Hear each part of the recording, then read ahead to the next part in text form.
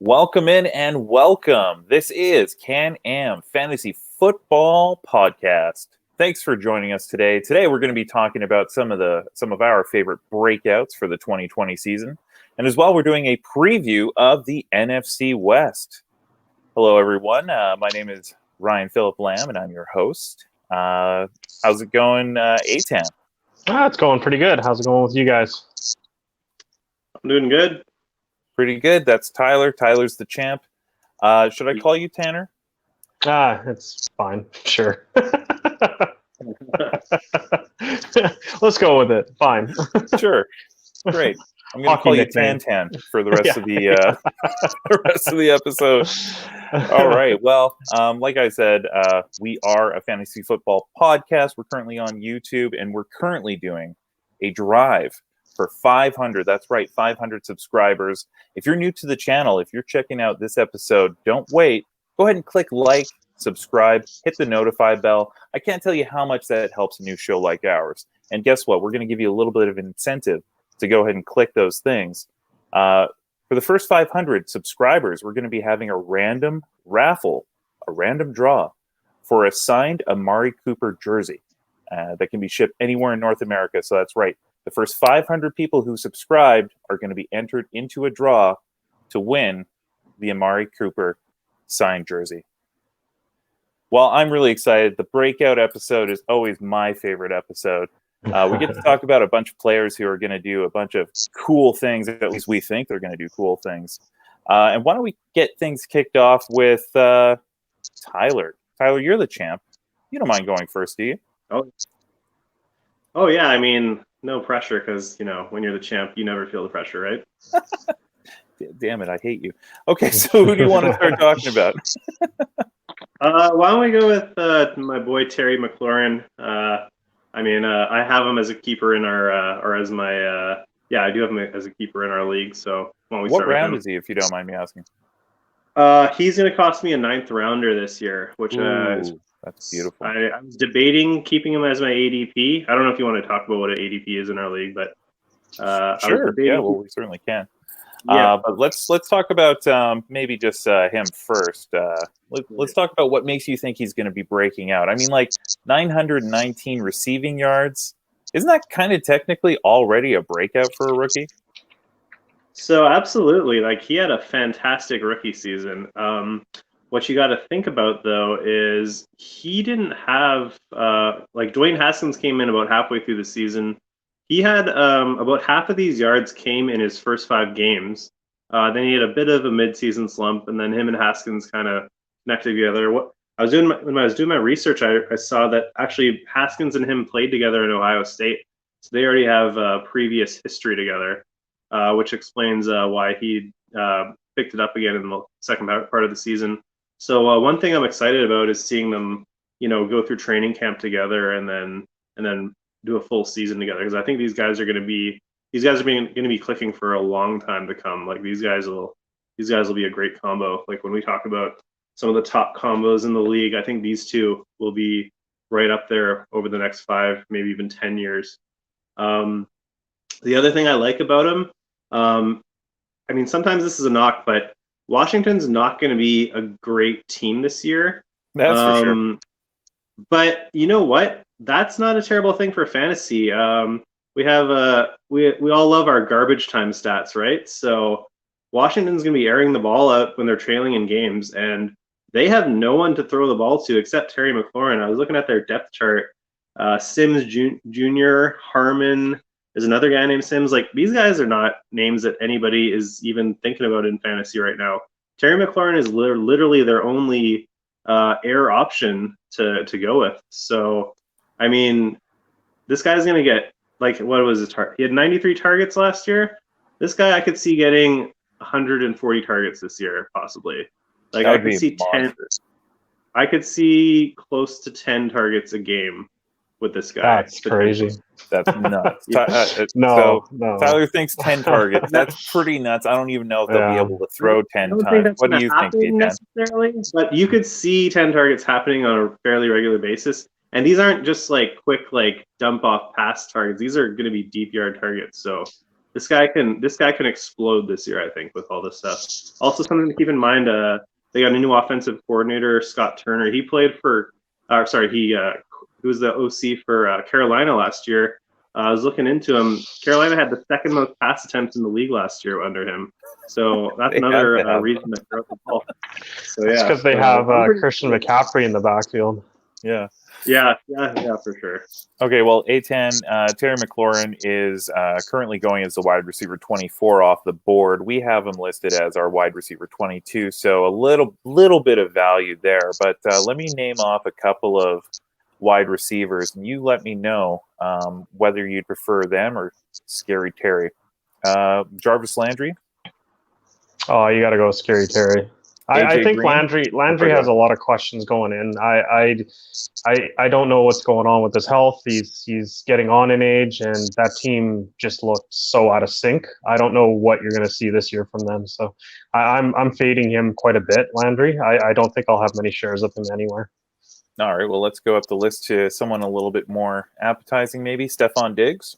No. I don't trust that offense. Stephon Diggs, the player, I mean, he is absolutely dynamite. I just don't trust Josh Allen to get him the ball.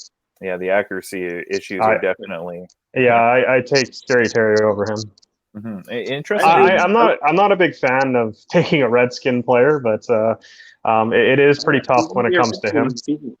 They retired the name. They retired the Washington professional football team. Yeah, I guess so. Yeah, this is one of the last times I can say it. Okay, I guess not even. Well, okay. How about this? Terry McLaurin or T.Y. Hilton? Jeez, that's a tough one. If it's a one-off, just a single year, I might go with Ty just for the 1 year. But if it's a keeper, anything with that potential, then I definitely going to go with Terry. Yeah, I think like Terry McLaurin's priced pretty well. Tyler, I'm going to go and give you one who's above him. Devontae Parker. Who would you rather? Devontae Parker is all the previous wide receivers you mentioned. I would take McLaurin over. Mm-hmm. Parker is in a similar situation. The Dolphins are not going to be a great team this year. They're going to be garbage time points. Parker is in a similar situation where he's the only guy. The opposite though is whereas Haskins and McLaurin have like all this chemistry. The Dolphins are probably looking at that rookie quarterback Tua this year. Yeah. So how long can you get them some chemistry? I've practiced. Right? You have okay. Well, don't ask me to say it. Right. So now that I think I just talked myself into McLaurin on that one. I'm going to agree with Tyler on that. Again, it's an offense that has a huge question mark. Parker's been around a long time. He finally had a good season, and he had Fitzmagic giving him the ball. And I don't know if I trust that team. Absolutely, yeah. I think that as much as I hate to admit that Tyler can be right, I think that he's made a real good call on Terry McLaurin. I think he's priced pretty much right where he should be priced. Yeah, that I'll agree with. I think 58.1 is his ADP right now. That's a steal for that spot right there. Pretty damn decent for sure. And, I'm going to go Tyler Lockett before him. I'm going to go Keenan Allen. I'm going to go DJ Chark. I'd probably go Terry before Devontae. I prefer Terry to Devontae. Mm-hmm. Both crappy offenses. He's got league winner written on him. He's got the potential to be a top 10 receiver, but I think that path is a little bit of a difficult one just based on that team. So I could see the team holding him back, but the talent's there, and he's shown he can be a very dominant player. Absolutely. Well, it looks like we've got a bunch of second-year players that we're going to be talking about. Mm-hmm. Yeah. Why don't we go ahead and talk about one of yours, Kyler Murray? Yeah. So Kyler Murray, I mean, this kid came in, and every single time quarterbacks come in, people seem to have this expectation that they're going to just dominate the league. But in reality, these guys take years to really develop. They're getting younger and more advanced every year, but this guy's got a full year under his belt now. He's a smaller quarterback, so he's learning the defenses. He's learning all that. And I mean, they just added probably one of the best wide receivers of this generation with Hopkins. It's looking like a very good offense. It's looking like the team really believes in him, which is another big thing. When you're a rookie and you're coming in, you got to prove to everyone that you can actually play the game.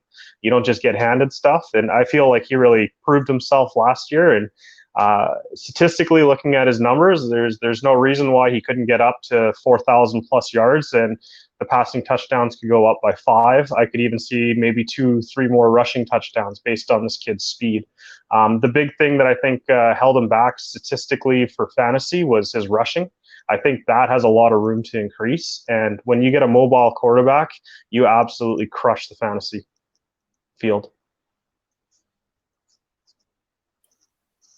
Yeah, it's essentially like a cheat code, although 500 some odd yards rushing, still, not too shabby.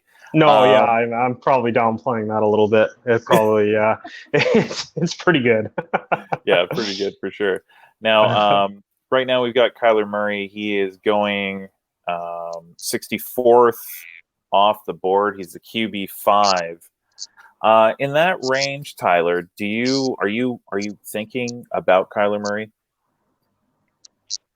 I'm definitely thinking about him, but QB5. Now that's a tough place to pick a quarterback. So I know a lot of people are talking about the 0 quarterback strategy lately. Yeah. And when you're looking at the 5th, there's a couple. There's the elites. There's the Jacksons, the Mahomes, and then those are guys you're going to draft with some capital. Then you're after that. Well, Murray, I do think is going to be a great breakout, and he's a great option.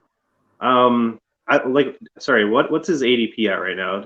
So he's currently going as the 58th player off the board. 58. See, I would not take him at that spot in the 5th. I'd probably take him. I'd say he's probably the 5th most valuable quarterback, but I wouldn't value the 5th most valuable quarterback at the 58th spot. I would have a lower. I would agree with that. I agree with Tyler on that. I don't like valuing quarterbacks too high, but just him as a player, just looking at this purely what he can offer, I think that he's going to have a very good season. Yeah, and I agree with Aetan that he can be a top 5 quarterback for sure, potentially even top 4, maybe even crack the top 3. So yeah, for as far as his position goes, he is in that elite, or he should make it to that elite level. But I just don't know if I would take him over some other positional players at that point in the draft. Yeah, I just feel like there's too much talent in that area that I would want to go and get myself. There's some potential league winners. You've got Kareem Hunt going in that range, AJ Green, Cam Akers if you believe in Cam Akers. DeAndre Swift is going right there. Tyler Higbee. I don't know about tight ends there, but there's still a lot of great players around there that you can continue to build up that sort of, that main positional roster. So I find it difficult to go QB in that spot. Mm-hmm. No, I don't disagree. Cool. So I think we're all kind of in agreement on that. This is a very non-confrontational show. But hey, that's the way that this goes sometimes. I mean, we do kind of suffer from groupthink a little bit, I feel, because we talk about fantasy football all the time. We're all in the same fantasy football league. So we end up chatting a lot about the same players, and that's just kind of the way that goes. One player that we've been talking a lot about, a lot, is my first breakout, which is Miles Sanders. Now, Miles Sanders actually comes from Penn State. And don't let those numbers fool you, although 818 yards, when you take a look at that, is pretty impressive when you think that he really only started probably about he was main back for about 12 of those games. He really came on towards the end of the season. And Doug Peterson is actually looking to solo him, is actually looking to have him as the lead back. Which is funny because the Eagles are typically they use a committee approach a lot in their run game. So when you got a backfield that had Sanders, Jordan Howard, and Corey Clement, he still managed to do so well. And when you watch him run, he is really impressive. Going into this next season, I feel like Miles Sanders has the opportunity to really show the talent that he has. He's going to make Carson Wentz look good. he's going to make himself look great. And yeah, I'm really excited for him. He is the running back 11 by my count. Aetan, how you feel about possibly drafting Miles Sanders in the first round? There's Sorry, risk. muted, so. I know. Yeah, it's all good. There's risk. There's risk taking him that high with. I mean, you're banking on potential for sure. If you want to reach for him and grab him in the first, I wouldn't object to it too much. But I would caution a little bit of the hype train that's going around him. I just don't know if Doug. I don't know if Doug Peterson is actually going to do this lead running back. He never has proven that he does do that. So I think he's going to actually, have more splits than people are giving credit for. But that's not to say this guy's not going to be a potential, top 15 running back. I think that's pretty safe to say. So I'm not overly against it, but I do question 11.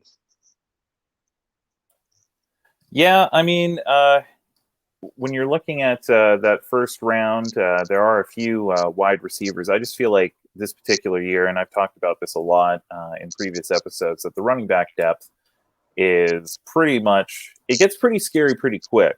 Mm-hmm. And I feel like you've got to get out of the first couple of rounds with some form of stud running back. And if you're able to possibly pair, say like a Joe Mixon with a Miles Sanders, I think that you can, which I think is part of, a possible outcome in the first couple of rounds in, say, like a 12-team draft. I think you're winning. And that, of course, would happen towards the back end of a draft. Tyler, what do you think of that strategy for this year?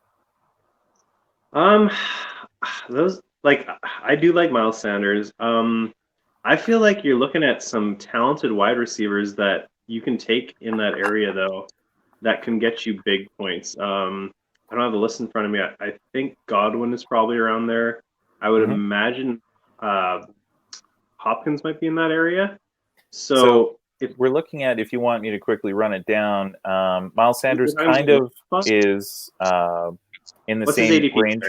His ADP is 21. Okay. We're a little further back. So he's around like the Kenny Galladay area, the Mike Evans area. Sorry. You know, you said RB 11. I was thinking ADP 11. That's probably why I got confused here.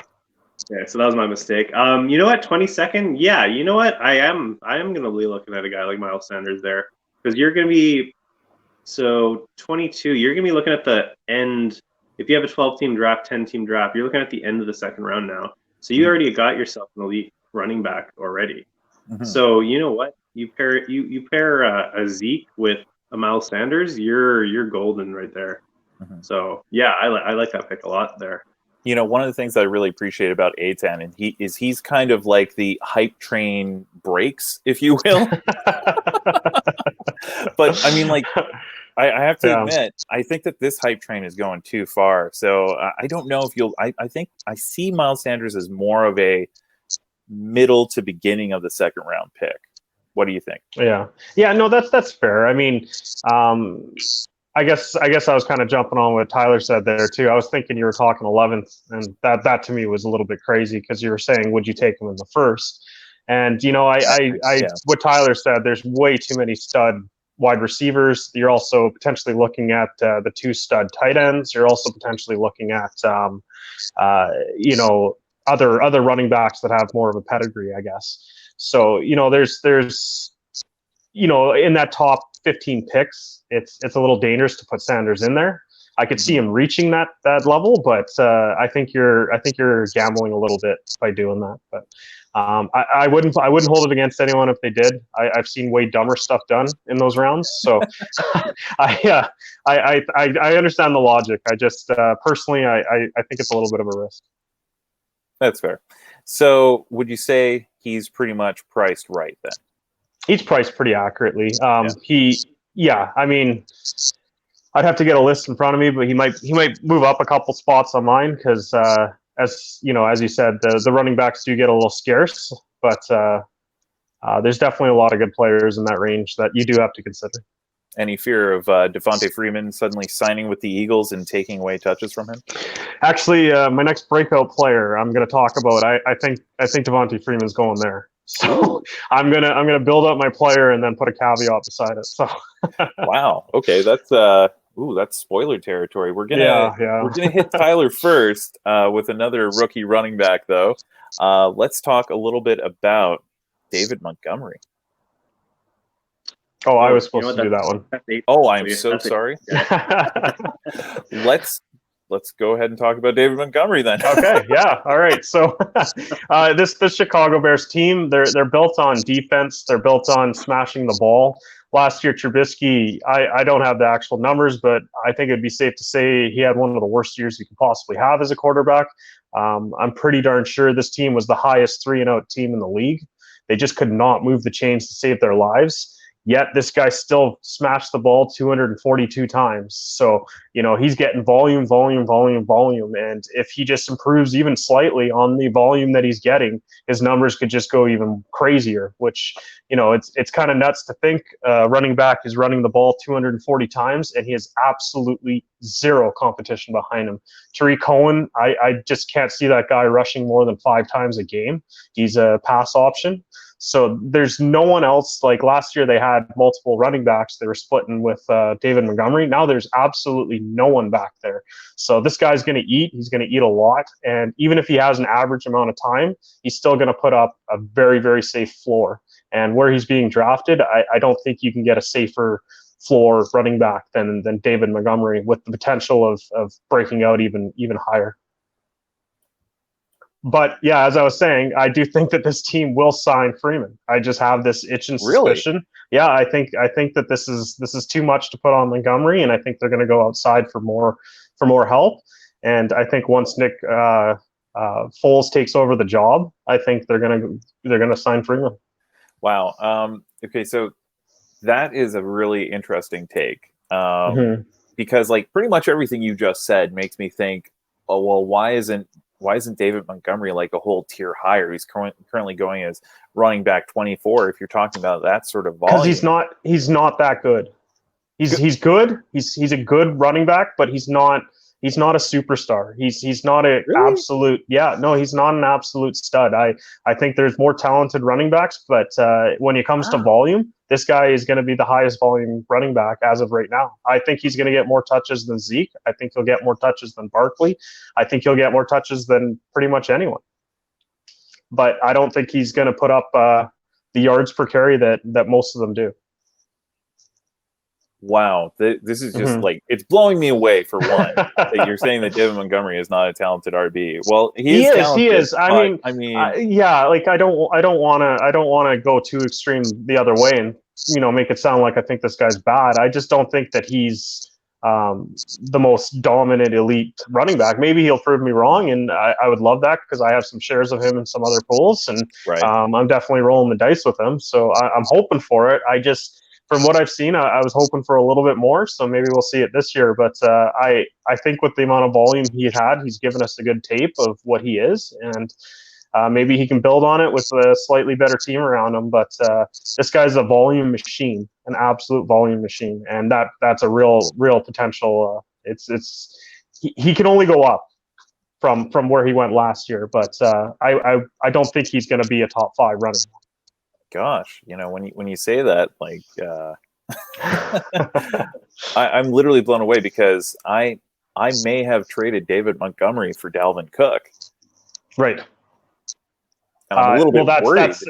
I mean, you traded Montgomery for Cook. That's an absolute steal in my books. Like, I think Cook, if healthy, he's the top 3 running back. So if this guy doesn't hold out, I think that's just an absolute steal. But the reason you did that is because in our pool we have, a mandatory keeper position. So someone wanted to get the running back for that. So it's not a 1-for-1 trade here. There's some value in that trade, which is why that trade occurred. In case anyone's wondering why anyone would do that, because on paper that literally makes zero sense if you're looking at that. Once you put the value of how those mandatory keepers go, you're basically looking at he's going to be free next year. And then he becomes a 9th rounder the following year. So it's really complicated. Maybe one day we'll actually have an episode dedicated to how the league works, because I think it's a cool league. Tyler, Devontae Freeman going to the Bears. What do you think? Does that completely destroy David Montgomery's value, or what? Yeah, I mean, obviously it would hurt his value, but I mean, is it going to happen? I mean, I don't know. I haven't. Uh, it would absolutely destroy his value where he is now. But he would still I still see he's still the starter though in that scenario though, right? So yeah, he'll probably. I see even if they sign Freeman, Montgomery will still get. He won't get the volume, but he would still. I see Montgomery being the red zone guy, right? Or the one. Yeah. The first. Oh yeah, guy, no, right? this guy, like, statistically, like, he absolutely hogged the red zone. But then again, like, who do the Bears have? Like, they don't have any other options. Yeah, like, they're not going to get Tariq Cohen the ball on the 2-yard line. Yeah, there's no way. So it makes sense that this guy is the red zone guy. Freeman's he's a good hybrid between the two that they have, between Montgomery and Cohen. I do believe this guy is their between the tackle runner. He still will be. Has to be early downs. Has to be between the tackles. Well, you can put him on for third downs. His targets and his catches were really low, but I think that he had most of those later in the season. Well, I mean, come on, no one could throw the darn ball on that team. Oh, that was a bad. I blame Trubisky for all of that nonsense. Like, I feel like David Montgomery is a talented RB, and I feel like he's just saddled with the crappiest. What?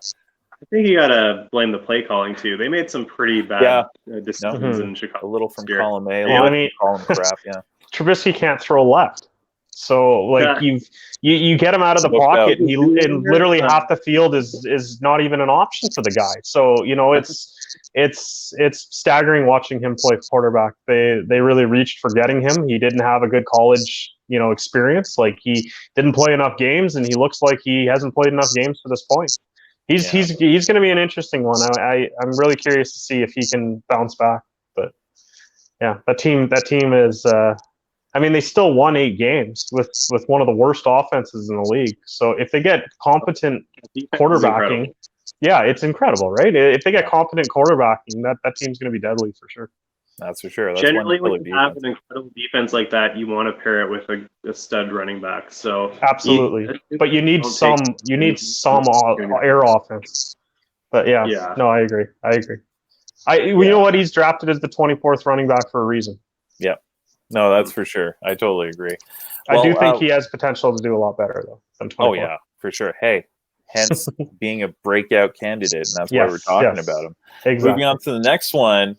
Let's go ahead and talk a little bit now. Tyler and I are the resident professional wrestling fans of the league, and so when he told me that one of his breakouts was going to be Hayden Hurst-Helmsley, I was super excited because I think the new Triple H has the potential to do a lot of damage in that Falcons offense. Why don't you talk a little bit about why you think he's going to break out this season?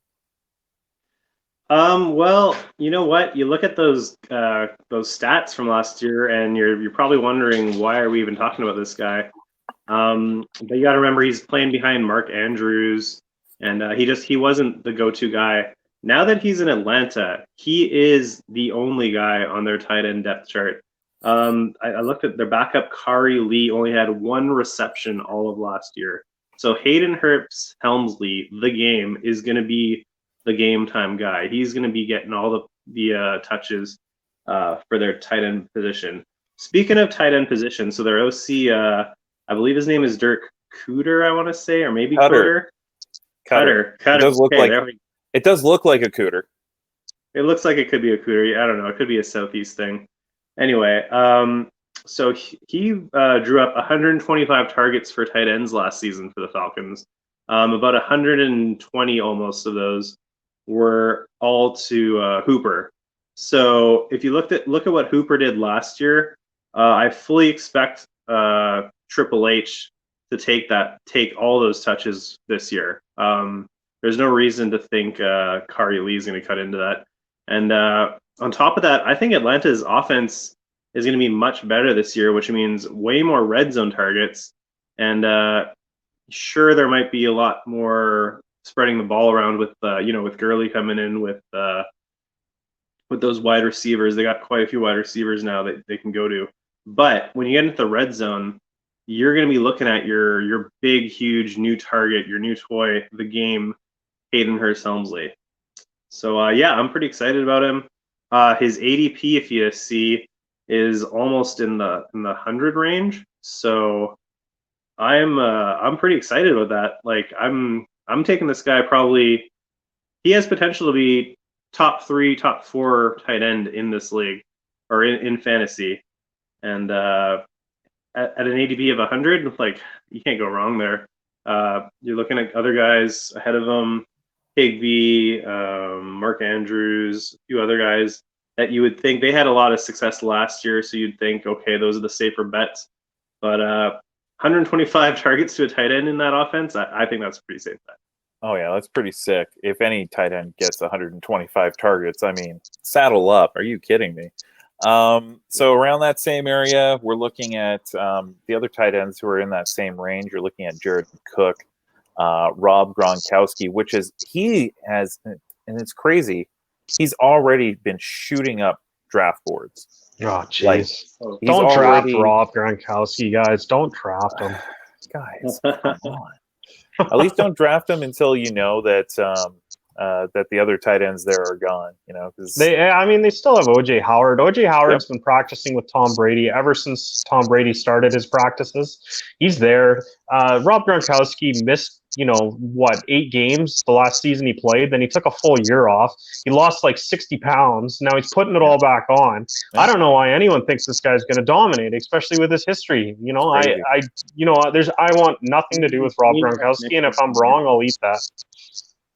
Yeah, Gronk is all name recognition. It's people drafting and they see the name Gronk and they saying, "Oh, okay, well I got to steal this guy," but you're going to put him on your roster and you're going to be replacing him with another tight end probably by week 3, I bet. Yeah, what a waste of a draft pick for sure. I mean, but some people are just like, they're just so locked into getting that, getting Gronk. But everyone forgot that Cameron Brate's still there too. Yeah, right, and OJ Howard. Yeah. Anyways, to jump to Tyler's guy here, Hayden Hurst.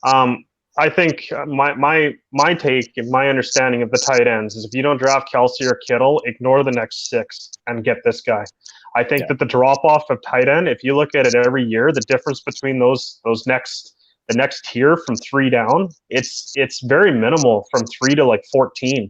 So why waste a high draft pick for Mark Andrews or Zach Ertz? Zach Ertz, I think, is going to have a setback year. Tyler Higbee, I don't know what that team's doing.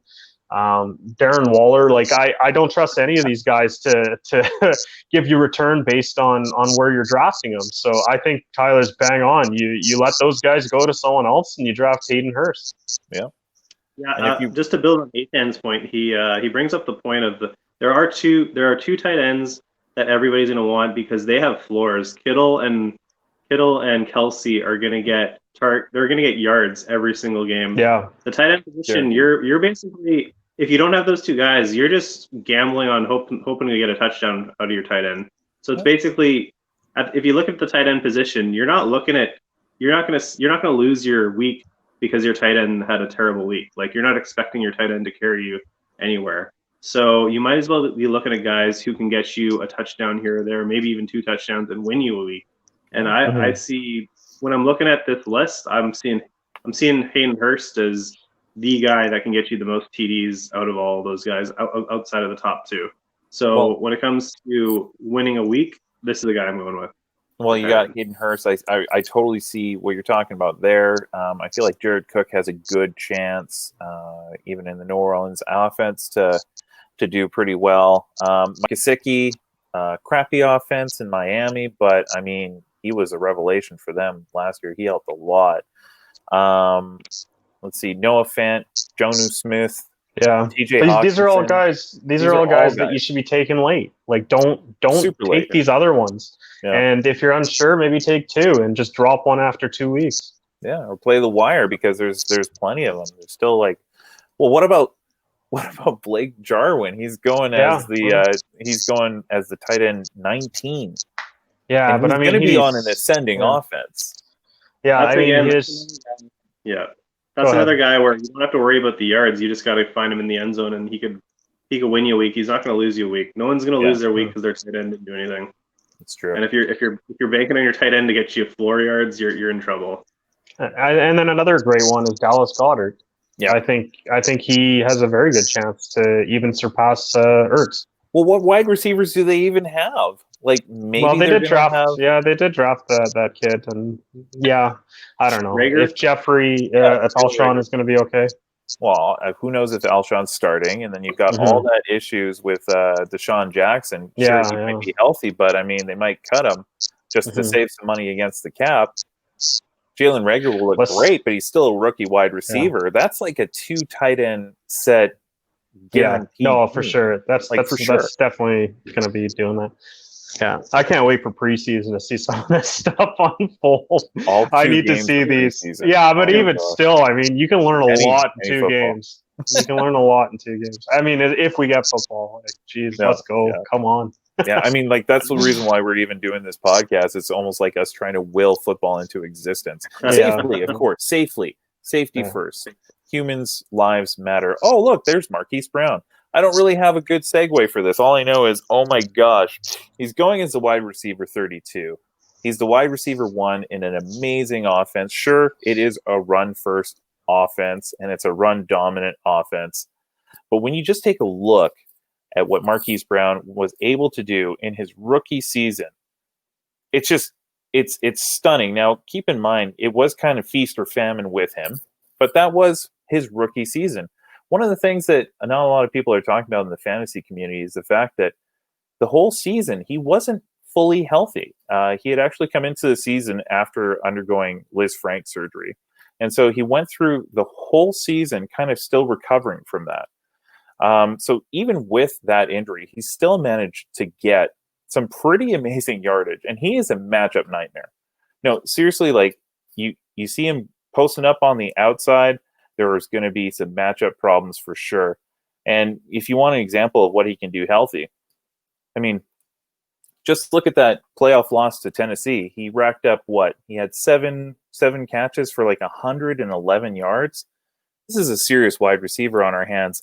Going as the wide receiver 32, I don't even understand the value that is going on with Marquise Brown. So he's definitely one of my favorite breakouts for this year. Tyler, what do you think about Marquise Brown? I'm on board for Marquise Brown. I think you wouldn't classify last year as a breakout just because you didn't have the consistency. I think you're going to see that consistency this year. Like you spoke about, he's healthy this year.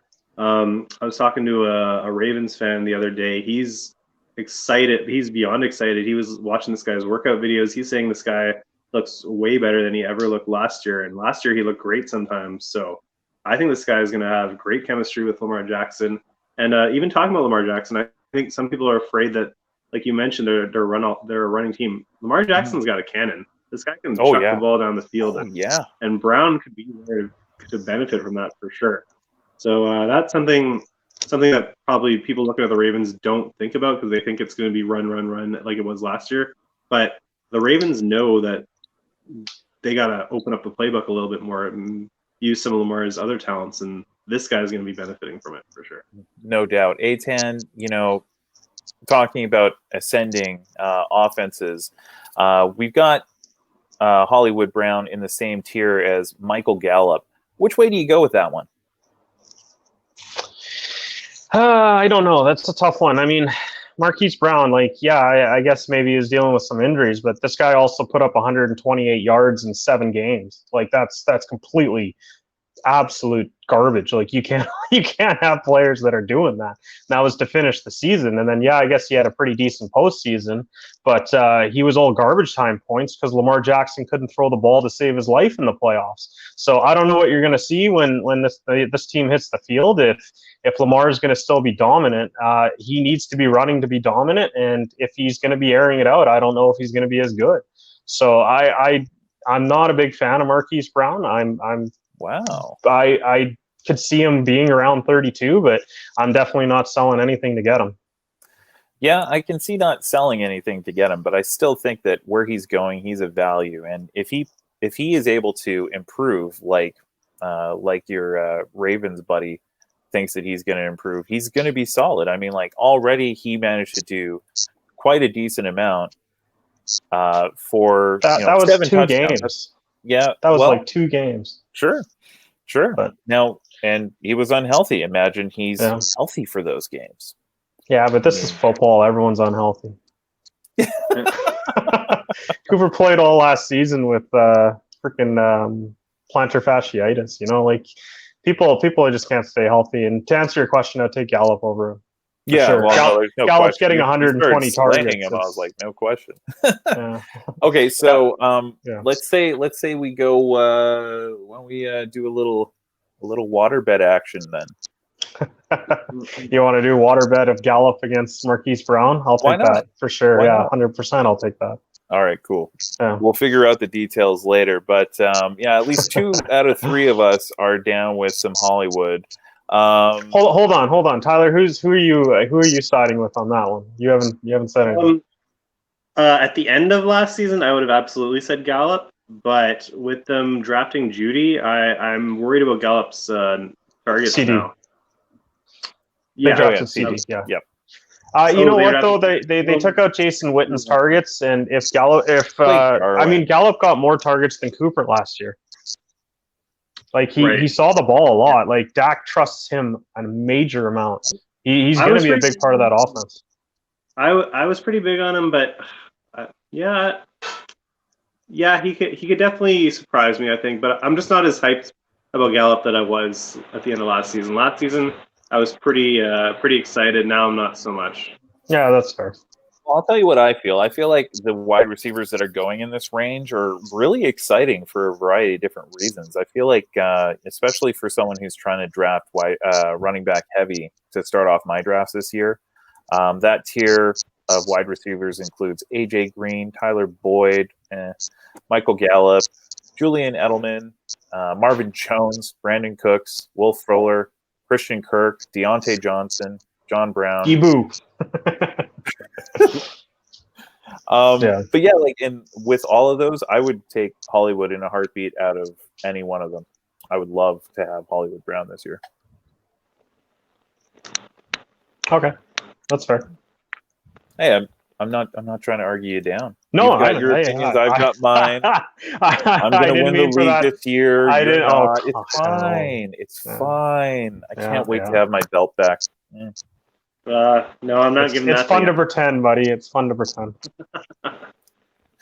Well, I got a permanent wall fixture for that thing, so it's not leaving my place anytime soon. Don't hang it up yet, because it's coming back home to Papa. Anyways, speaking of people who have not won titles recently, let's talk about the 49ers. Let's get into the NFC West divisional preview, and we're going to start with the 49ers. Of course, they managed to kick them while they're down, eh? Kick them while they're... Well, that's the way you got to do it. That's football, isn't it? Well, they managed to get to their... Oh, my gosh. They almost won the Lombardi. They went to Super Bowl. Yes. They got trounced. Not really. It was actually a competitive game. And the 49ers... Are you kidding? That was an outstanding game. That was That was a great Super Bowl. Okay, let's take a little pause from fantasy and let's talk about that, because how often are Super Bowls not fun to watch? You know what? It's most of them have been pretty good lately. The Seahawks and Denver game was a boot stomp. Yeah, that was. But besides that, I mean, I don't know. I got to look at all the other ones, but they've been really competitive. Yeah. Sorry, Tyler. The Rams and Patriots was brutal. That was brutal. That was brutal. Okay, I get that, but at least it was a close game. It was close. It was close. I know fans want to watch touchdowns, but I don't know. I like defensive football, so no. But like you like defense. Like I'm sorry, the Rams didn't even look like they had a chance at all that game. Like no, they were in the game the whole time. Like the fourth quarter is falling apart, but I mean we're talking about 2 Super Bowls going on. Yeah. So. Yeah. It's in the past. We're supposed to be talking about the Niners. NFC West divisional preview. We'll just go ahead and say that again. Why not? So the 49ers, they lost to the Chiefs, and now they're looking to continue their winning ways. They've got a pretty decent squad. The only issue with that team is, aside from Kittle, there's a little guarantee that any of these other players are going to be able to provide you with fantasy floors this season, especially with Raheem Mostert recently asking for a trade. That is making that whole situation murky. Deebo Samuel as well, having to have surgery this past season. Pretty much the only player that I'm looking at right now is George Kittle. We briefly touched on them, but Aetan, are you looking at Kittle at all this season? Where he's going? Absolutely. I'm a sucker for a top 2 tight end. I really like the strategy. I really like getting them. So if I'm in that late second, like if I'm the first overall pick and I have that swing and he's there at the swing at the second, I guarantee you I'm taking him on that swing. I'm going to try to go, if I'm first overall, I'm going to go running back. If I'm even second or third, obviously I'm going running back. And then on the wraparound, I'm probably going Kittle, wide receiver. So how late would you have to be in order to start considering Kittle then? Like when's the earliest in the second round that you would go is what I'm trying to say. That's the tricky part. You got to see where Kelsey goes as well. I'm assuming Kelsey will go ahead. Sorry, what was that? You go Kelsey over Kittle? Yes. Yeah, absolutely. And that's based on the offense. Yeah, absolutely. There is the question of when you got to start worrying about health and when these bodies are going to start deteriorating, and you're kind of getting to that point. So I could see the argument for going for Kittle in a keeper pool over Kelsey if you're worried about age and health. But as of right now, I mean, Kelsey's the proven number 1 tight end, and he has been multiple years in a row, and he's just absolutely dominant. But who am I taking him over? I could potentially go as high as 16, but I don't think you're going much higher than that. That's fair, Tyler. And that's scary. That's a scary pick. I'd rather get him on the wrap if right near the end of the second, if I'm the last 3 picks, somewhere in that range. Certainly makes it a little bit easier to swallow. Yeah, for sure. You have time to recover and make the decision on your next pick, because your third pick is so quick. You get the opportunity to take that player that the trend is going towards, whether it's the stud wide receiver or the stud running back. You get a chance to try to snag at least one more stud player. Your top 3 picks, you got to hit some home runs with, and I think Kittle is a home run player. Tyler, what do you think? Are you even looking? Yep. I'm looking in a very specific scenario. So what I'm thinking is, I'm thinking very beginning of third round, maybe at the very end of the second if I have a good strategy. But realistically, I want to have. The only situation I take Kittle that high is if I have a wide receiver and a running back lined up, ready to go with him. Right. So say he's available in the third and I took 2 running backs, I'm going to take a wide receiver over Kittle in that situation. And vice versa. If I took 2 wide receivers and Kittle's available in the third, I'm going to go running back in that situation. So it's really it's kind of depends on how your draft unfolding. But if I have say like Aetan mentioned the wraparound, if I have a running back and then I'm doing the wraparound, I could go Kittle and then I could worry about a wide receiver afterwards, and we could go from there, right? Yeah. So it is kind of, but yeah, because I don't like the idea of like having 2 running backs and then all of a sudden going with Kittle and not getting a wide receiver until the end of the 4th, right? So there are scenarios where I'm not. It's just not worth it for that position. It's not even a knock against Kittle. He is absolutely the clear-cut number 2 tight end, and like we talked about, he is one of the only 2 tight ends that can establish a floor for you. So that's a great thing to have for you. But at the same time, I'm not gonna not have a running back in the top 3 picks just to get Kittle, right?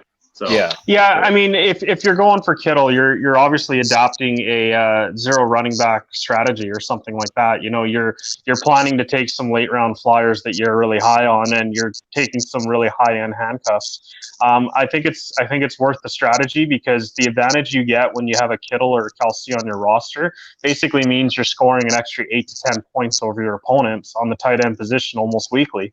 Obviously, people can have breakout weeks, but these guys absolutely dominate the position. Maybe that was a little over exaggerated, the 8 to 10, but these guys, I mean, honestly, you look at their numbers and they're 100 points above other tight ends.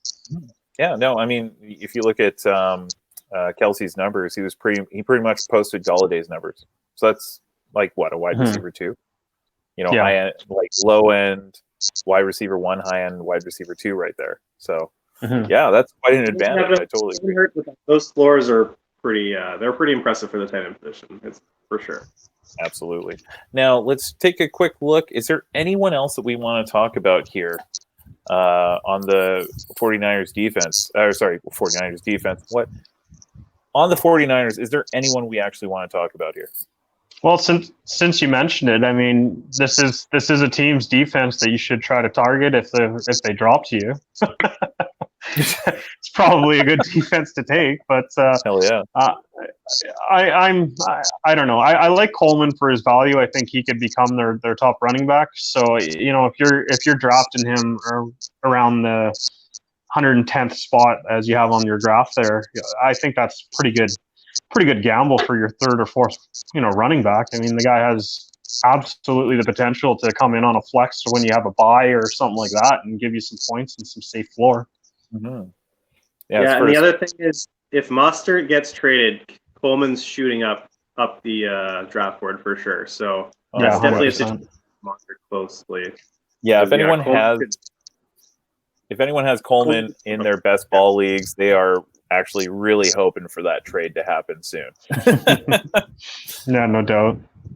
Yeah, and of course, we're not going to be looking at Jimmy G for anything. Next up, we've got the Seattle Seahawks. My beautiful, beautiful Seattle Seahawks.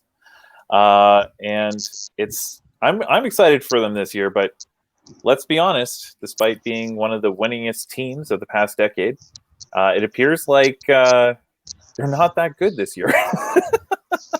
Well, just defensively. Yeah, no. Just defensively. This team's offense is going to be dynamite. Wow, okay. Even with their offensive line, like I don't know about that. I feel like that, let's face it, Russell Wilson has been covering over for so many of their weaknesses throughout the years. But, if they truly want to get to that next level, they've got to make it so that Russell Wilson isn't always running for his damn life. Damn it. Aetan, Chris Carson, RB17. He's ADP is currently 30.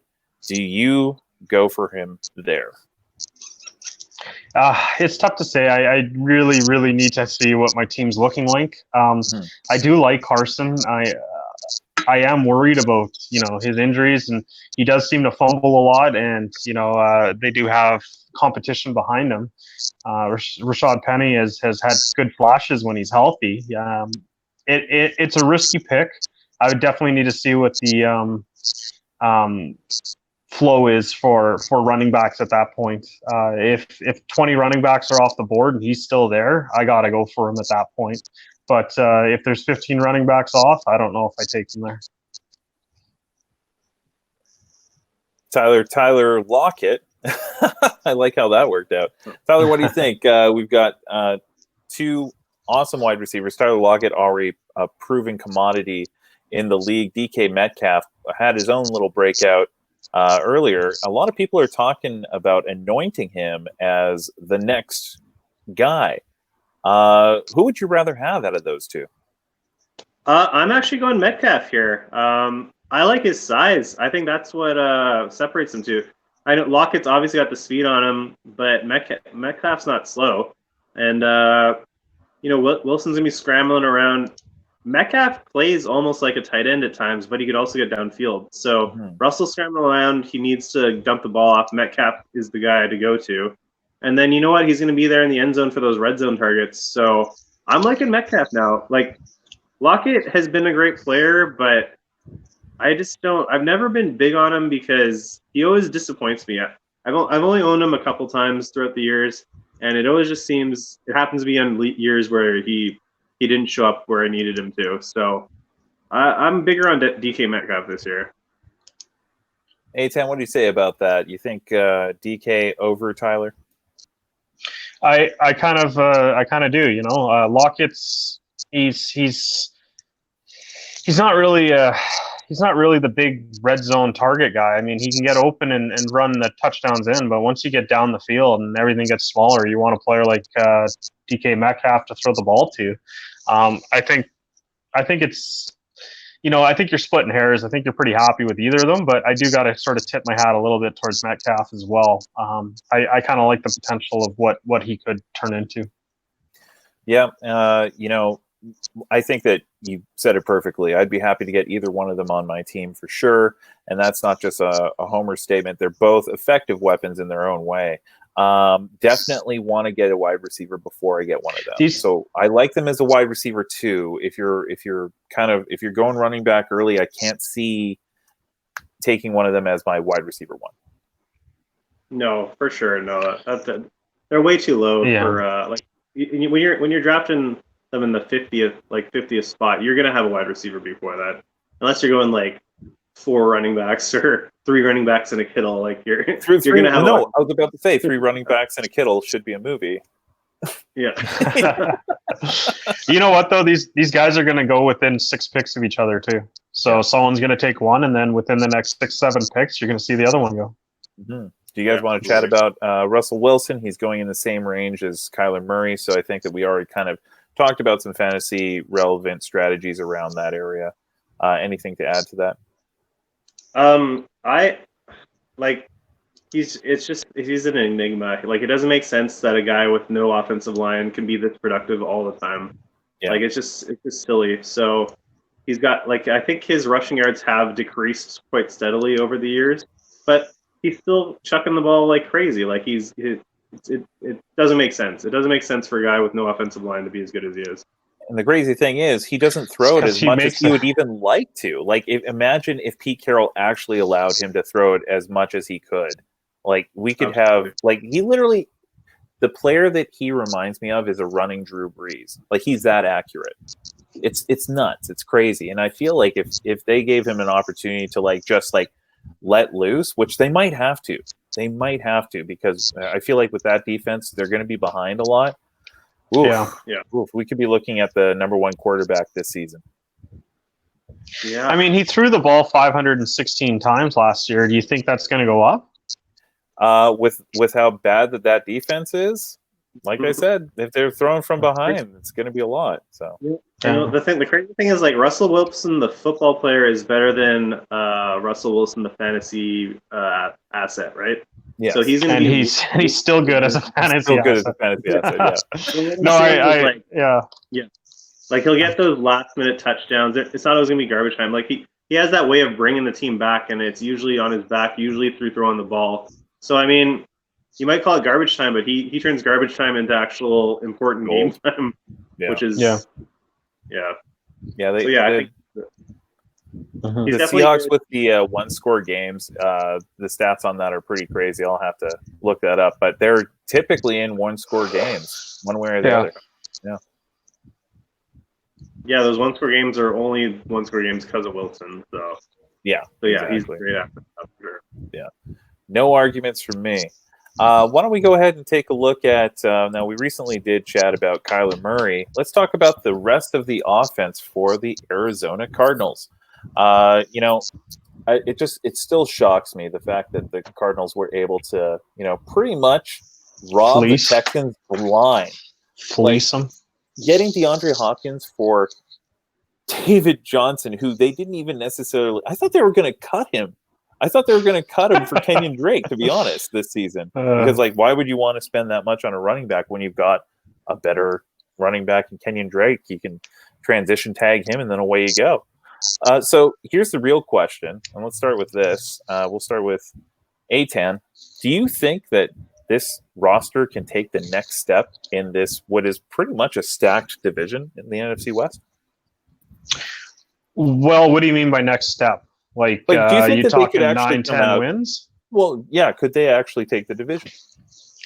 I mean, this division has been arguably the best division in football for the last 7-8 years. Mm-hmm. It's a very difficult division to come out of, but it does seem like their competitions are all have some question marks going in, with the exception of the 49ers. I think they're quite a complete team still.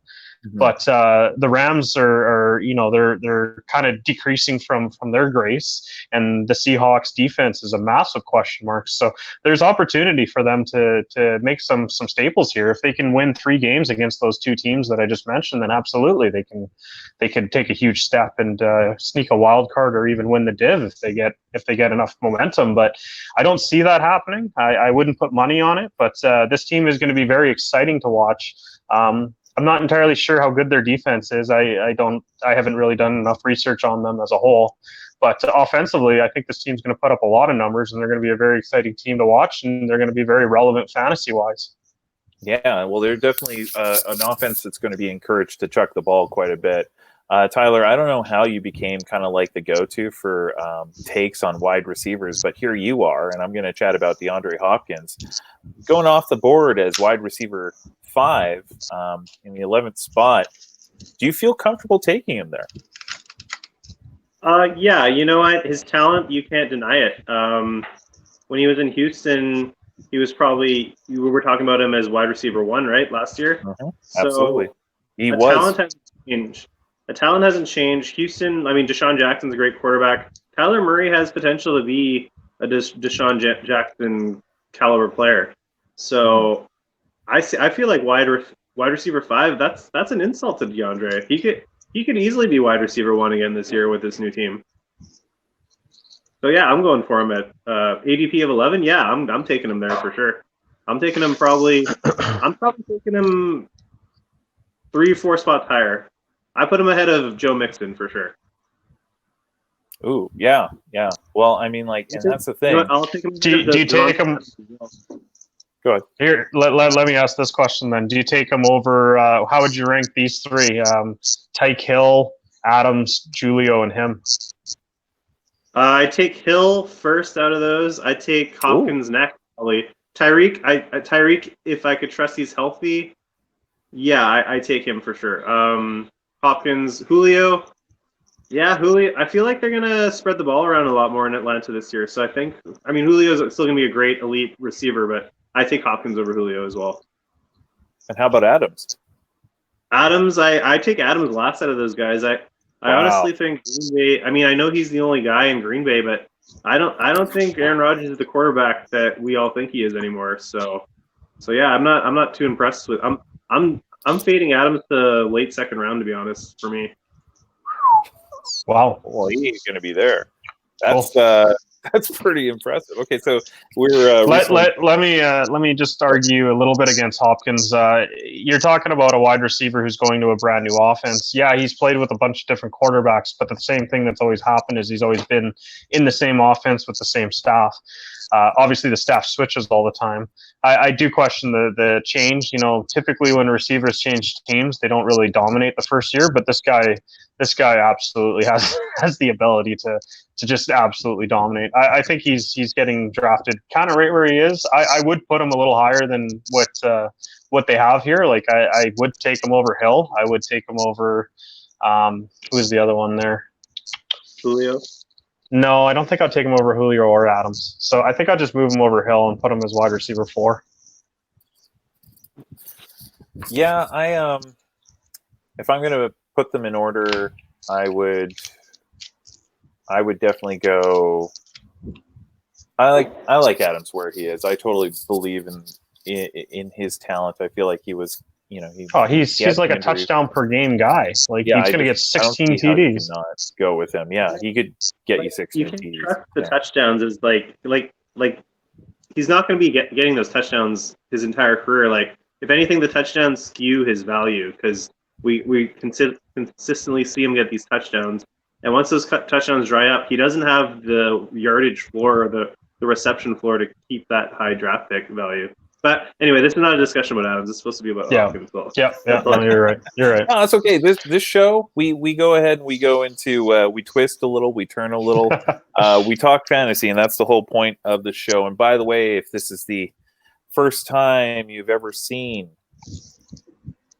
CanAm Dynasty Fantasy Football Podcast, CanAm Fantasy Football Podcast, that's fine.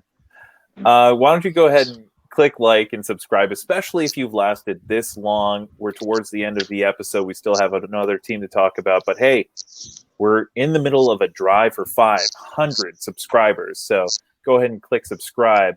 The first 500 subscribers are going to be entered into a draw for a signed Amari Cooper jersey.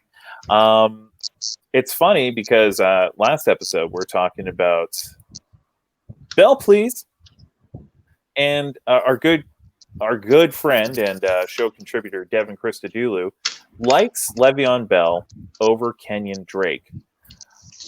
I love me some Kenyon Drake. I would take him late in the first round as my RB1, no question. I am super excited. Does anyone else have Bell over Drake? Let's start with Tyler. Absolutely not. Drake is clearly the better asset, the better offense to work in, more touches. I'd even argue he potentially has a better offensive line. I mean, he other than like raw talent, I mean, Le'Veon Bell is shown to have like crazy juke ability. I'll give him that. But that offense, an Adam Gase offense, I'm not touching Bell anywhere near Drake for sure. I mean, Aetan, we look at the athletes themselves. Like, if it was in a vacuum, I would pick Bell over Drake. That's just me. But do you agree with the fact that Drake might be the better asset this year for fantasy, or is definitely going to be? Yeah, it's kind of a no-brainer to me, to be honest. I think it's insulting to even put those two in the same sentence. I mean, okay, here, I'll elaborate. I mean, Kenyon Drake went to that team and put up over 100 all-purpose yards and 8 touchdowns in 8 games. And on top of that, you got Le'Veon Bell playing on arguably, a bottom 3 team in the league. And then you look at the New York Jets schedule, and they have the hardest schedule in the whole league. Like, what's that team going to do? They don't have any offense at all. Bell is just, he's seeing like 8, 9-man boxes. He absolutely was inefficient last year. He was getting smoked behind the line of scrimmage. You could see him just basically getting demoralized. He was losing his heart per game. It's hard to be successful when you don't trust your team, and no one trusts that team. He's already asked for a trade. The coach has come out and said he doesn't want the player there. The minute they signed him, it's just an absolute disaster. Adam Gase is a joke. That whole team is just a debacle. I don't want anything to do with that team. Now tell us how you really feel. No, that was awesome. That's wicked. Geez. I couldn't have. Gase. Wow. What a joke that guy is. What a joke. Seriously. Wow. Thank you. And that's again, I agree with Devin in the fact that, I would love to have Le'Veon Bell on a good team. If you swap the two players. He's on the worst team. Yeah. Yeah, exactly. The worst team. Do you guys want to talk a little bit about anyone else? There's no other teams in the div. I think we're done. Podcast over. The other team is just irrelevant. Don't do anything with the Rams. Let's just move on. Tyler, how did you get control of the controls? There we go. Look at those athletes. Oh man. I noticed you don't see a quarterback on that list though. Yeah, well, there's a reason why. He's like 3, I think. Yeah. Anyways, so seeing how we have the resident Rams fan here, why don't we go ahead and have you? Why don't you tell us a little bit about this team for this year? What are you thinking about their prospects? Did you know that their over/under win total is 6? Oh yeah, actually, the last thing I heard was 7, and I'll tell you. I'm sorry. Speaking for the Rams fan nation, we were insulted by the 7 prospects, so 6 is very insulting. I'll tell you. You know what? Wade Phillips he's going to be a Hall of Famer coach, but honestly, I think he was a little overwhelmed last year, which I hate to say because I love the guy, but I think the Rams defense is going to be, even though the talent, you might think it's not there, but you got to remember they got the best pass rusher in the league and they have the best corner in the league. And that's, if you can't build off that, then I mean, I don't know what to tell you. So I think the defense is going to be fine. And then leading to fantasy-wise, having a great defense means you get the ball more, you get more touches, you get more opportunities, and you get more red zone opportunities. And you know what? The Rams have a lot of weapons they can work with. I mean, obviously losing Todd Gurley is a huge blow, but the ball was already rolling to work in some other names. So I see Cam Akers and Henderson are up here with the higher ADPs, but you're probably going to see Malcolm Brown actually getting the start at the beginning of the season is what I expect. I don't expect week 17 for him to be getting the start, but Malcolm Brown is somebody you might want to target late in a draft just to have a couple weeks of quality starting play there. Cam Akers, I want to say. Hold on, let me find the mute button so you don't hear me when I'm laughing. Cam Akers, I want to say, is going to be the starter by the end of the season. So for you dynasty guys, Cam Akers is the guy you want to go after. I still believe in Henderson. What I've seen from him. Obviously, we didn't see much last year, but what we've seen in training camps prior to this, I do expect them to use him. So it's kind of weird. Like at the start of the season, I think it's going to go Brown, Henderson, Akers as the depth chart, and I expect that to completely flip the opposite way by the end of the season. So I mean, realistically, you might only be looking at these running backs in a dynasty league. But I mean, in a dynasty league, Akers is the guy. If you want to talk about the wide receivers, I mean, Cooper Kupp. I mean, you can't go wrong with that. PPR, he should be even higher than what he's listed here. But even without PPR, this guy's floor is huge. Like, he's going to get the ball all the time. Jared Goff loves dumping it off to him, and he makes magic happen. So yeah, I'm not as down as the rest of the world is on the Rams. Obviously, being a fan, but and maybe I'm over optimistic, which I'm sure Aetan would argue the opposite point here. So. No, you know what? Honestly, the Rams, I think they have the potential to bounce back for sure. I think 6 is a little bit of an insult, to be honest, but I just wanted to sort of rib you a bit. Looking at that board, I mean, it's interesting to see. Do you want to just put that back up there for a sec there, Ryan? Yeah. Well, no, but I looking at that board, you have Cooper Kupp as the wide receiver 15. You have Robert Woods as the wide receiver 6. You have Tyler Higbee as the tight end 6. This is a very good offense to look at and go, why is Jared Goff not ranked higher? He might be worth taking a little bit of a late rounder if you think these offense is going to click the way they are, but I really do like their wide receivers. I think Cooper Kupp and Robert Woods are just the most safe WR2s you can possibly get in the league. If you're landing either of these guys, I think you're looking pretty good if that's your second receiver. If I'm going to be completely honest, though, I would actually be fine with Robert Woods as my wide receiver 1. Yeah, if you went really deep on running back, sure. Yeah, I'm not going to disagree. I kind of would like a little bit higher of a player than that, but I don't think it's the worst decision. I just feel like he was snake bitten last year with touchdowns, and he's almost guaranteed to have some positive regression as far as touchdowns is concerned. Like it was an aberration year for him, I feel, last season. Yeah, absolutely. He's going to get the yards. He's going to get the targets. That floor is huge for him as well, just as much as Cooper is. Except his touchdowns are going to go up. There's no way he's getting under 5. I would say there's no way he's getting under 5 touchdowns this year. So yeah, he gets up to 8. You're talking about low end wide receiver 1. He's never cracked 6. This is the year. Okay. Yeah. Yeah. I don't know. Yeah. Well, I mean, you don't have Cook taking it out. You got Van Jefferson's the rookie coming in, who I don't think is going to make an immediate fantasy impact, but he's coming in, and Josh Reynolds, I believe, is going to take that next step to be the starter, the third wide receiver starter. But I mean, Woods and Kupp, those are the guys you want in fantasy for sure. Yeah, absolutely. Oh, do we want to talk about Tyler Higbee? I kind of like Tyler Higbee this year.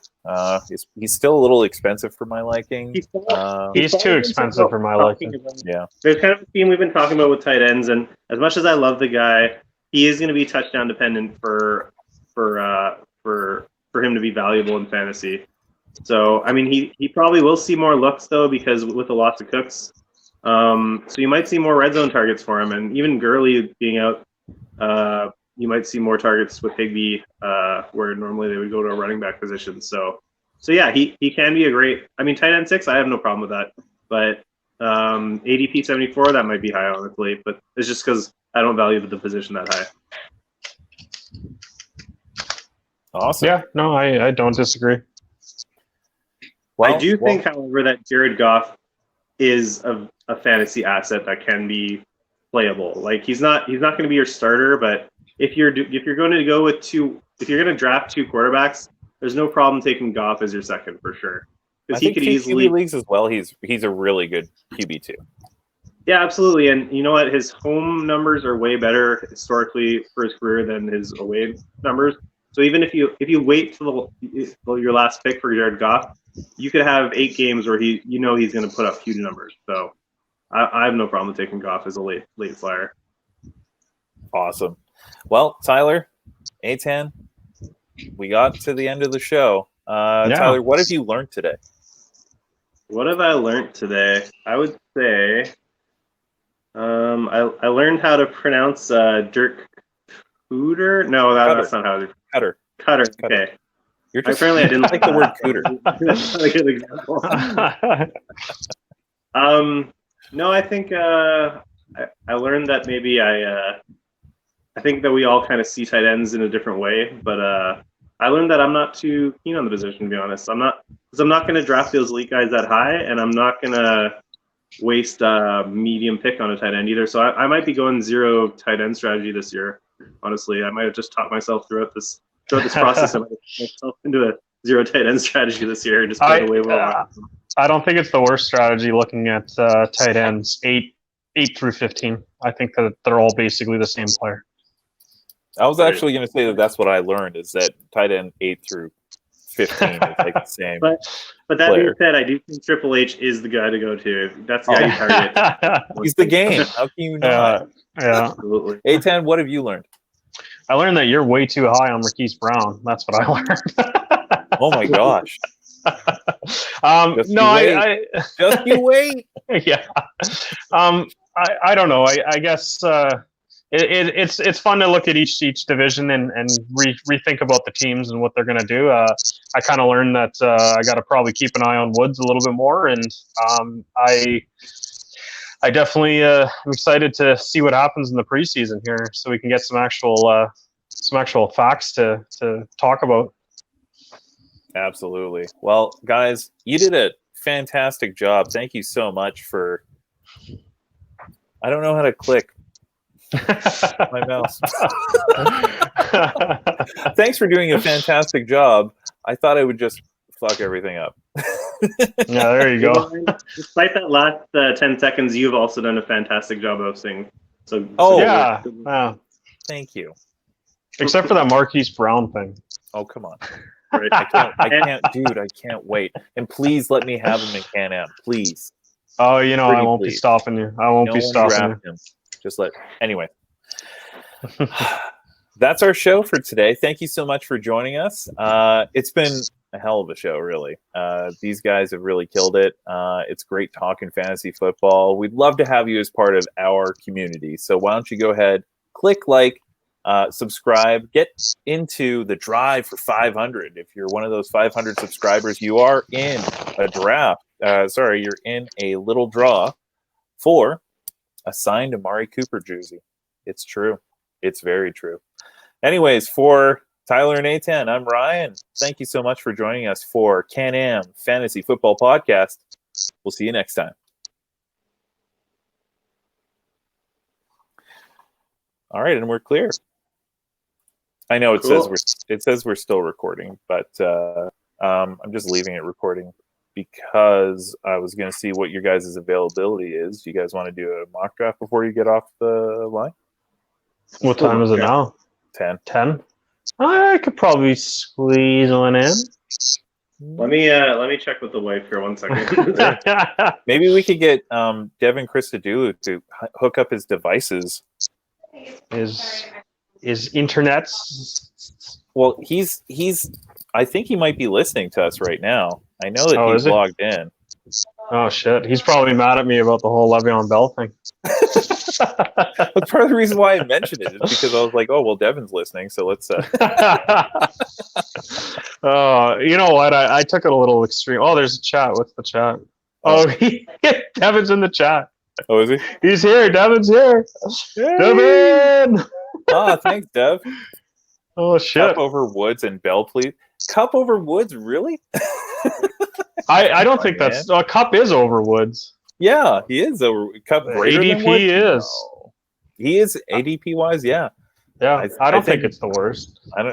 Honestly, okay. I'm taking either of them, and I'll be happy. And in our XFL draft, it's looking like the first pick I'm going to take is a wide receiver, and I'm hoping one of those two fall to me. Yeah. Well, here's hoping. Oh, hi, Randy. Welcome. Whoa! Look at this guy. Jesus. What was that? It sounded like It sounded like he was farting out of his mouth. And now I can't hear you. It's not going so good for Randy. No. Randy, what's up, man? He's having some technical difficulties. You know, I just realized, should I have been in widescreen mode for that, or is it better that we were in the format we were at? It would have been better for widescreen mode, just for the times that I had you as soloed, but whatever, it's all good. Well, it's too late now. Yeah, I gotta adjust this. You know, there's Dev. Oh God, it took me a What while happened there, buddy? to get that shit going. How's it going, gentlemen? Good. Hey, how's it going there, Devin? Pretty good. Good show, boys. I only caught the last bit of it when you threw me under the bus with Bell, and then, the Rams stuff. So love. There's a lot of echo coming. I'm not hooked up properly. It's probably me. Gotcha. I'm not I just grabbed my laptop real quick. Sweet. Yeah, I just had to dunk on him because of Adam Gase. Yeah, Adam Gase sucks. Adam Gase is the word. The fact that guy only won one championship with freaking Peyton Manning's a joke. And he's still a head coach in this league somehow. What the hell? Yeah. I just think the Kenya and Drake hype is way too high. That's fair. I can totally see Kenya and Drake busting, but I'd rather go down with the ship with them than miss it. Yeah, I can see that. Randy, can we hear your voice yet? Do you have earbuds hooked up? Do we know what's causing that echo? Yeah, it's Devin. Yeah. Oh, okay.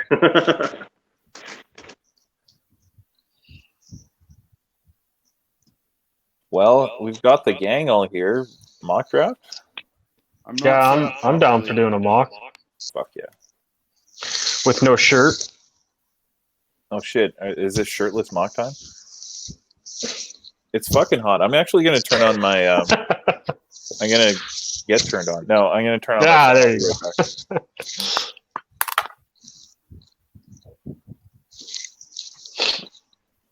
Still nothing, Randy. I'm pretty sure he just said, son of a bitch. I can see him mouth that. Oh, what the fuck? That was close. I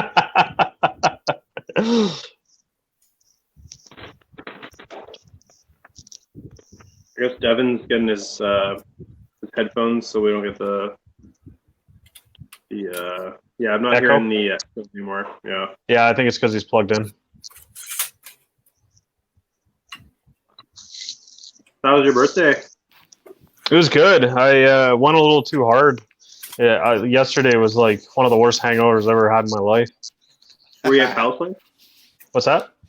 Were you at Kyle's place? Yeah, I went to Kyle's. Okay. Like the next day, oh yeah. He invited us over, but it was my mom. My mom has the same birthday as you, so everyone has the same birthday as me. It's crazy. Yeah, it's Tara's birthday too. Yeah, Yeah. I was gonna be. I was invited too, but yeah, I don't think that would go over too well. Yeah. You already did that one year. Yeah, I brought her with me. Yeah. Oh, nice. No echo.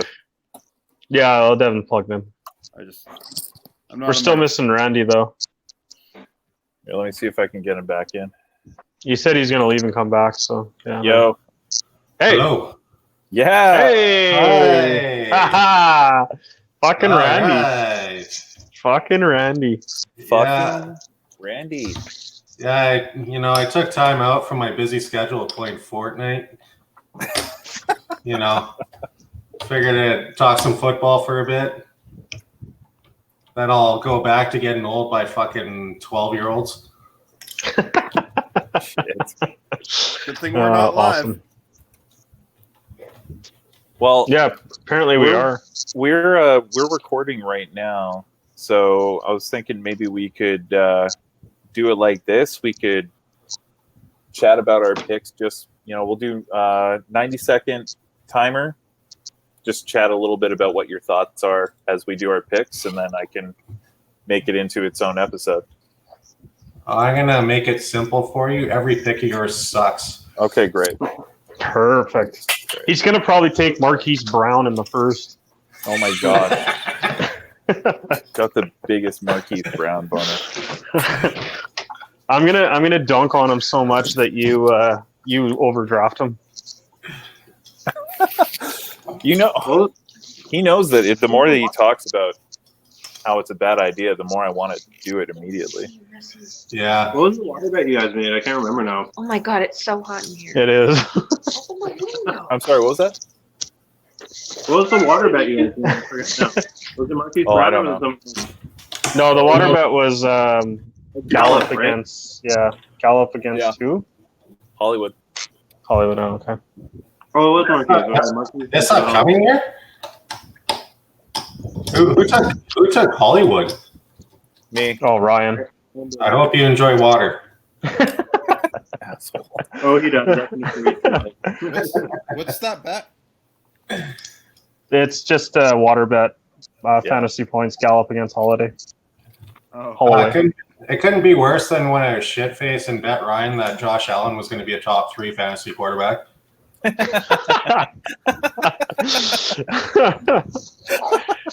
Oh man. I don't think he's top 3, but I think he's got top 5 potential, but maybe.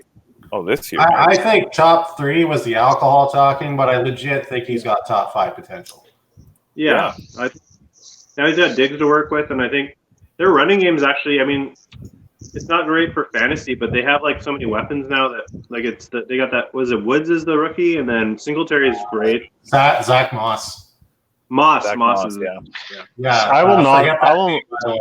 Pretend I'll you not never allow heard. you to say Singletary's great. That is bullshit. Really. I think Singletary's a great football Great? player. Come on. He's adequate. He was pretty darn good last year. Good. He's good. Honestly, he I reminds I me like of- Zach Moss way better, man. Singletary has the same skill set that he's not as good as, but he has the same type. He's the same type of player as Marshall Faulk, which is why I like him. He's a small guy who can break tackles, and he's big for like he's like a ball. Like he's just a fist. He's gonna fucking pound through fucking tacklers, and he's got the juke ability because he's small. So and he can catch the ball, which is also great too. So You're all I about those fists pounding through, aren't you? Yeah. Aetan talking about David Montgomery smashing was just like, when he was talking about that, I was just like, oh shit. But then I immediately after went and sort of tempered the expectations. But Oh, he's gonna, but not really. yeah. Well, like he's gonna get 260 touches as of right now. Like I honestly feel like the guy's gonna be the safest running back floor you can possibly get because he's gonna get volume. You're a Singletary? No, David Montgomery. Oh, yeah, Montgomery for sure. All right, Tyler, Aetan, we got the link in the chats, both chats. I put them in Yeah, Messenger. Okay. I'm trying to type it on my computer so I can do it on that. Wait, I thought you didn't have a computer. We kind of do. It's garbage though. Oh. Good I kind enough of to mock pretend that draft. we don't, so that people don't have any expectation for me.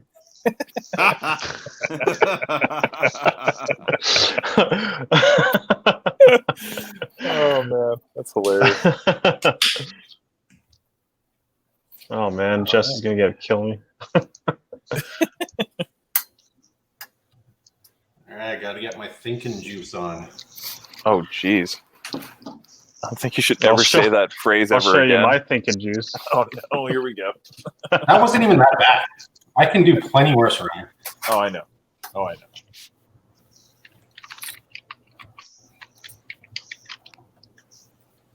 We need to have another one of those whiskey bar hopping nights, Randy.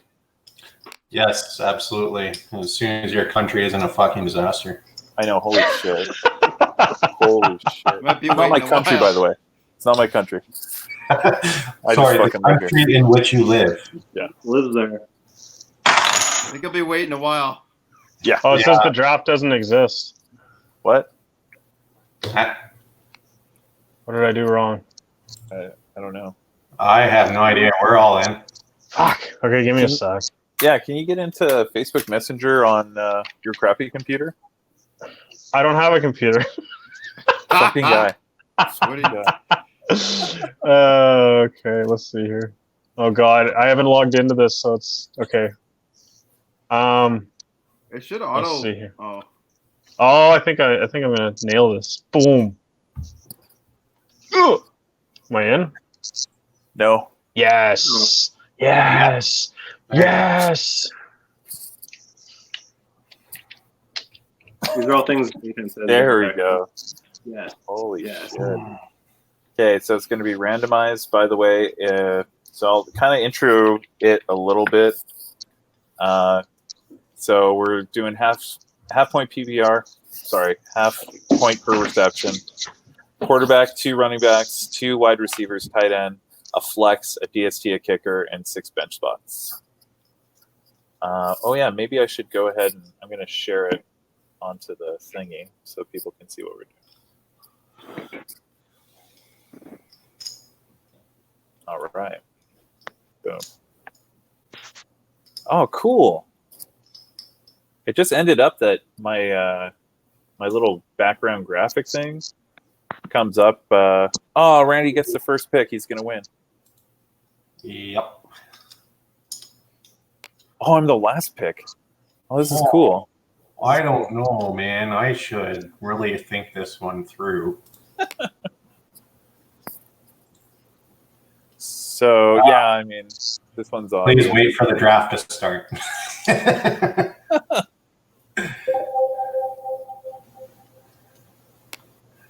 There we go. Hey, Aetan, did you pop out on purpose? No, definitely not.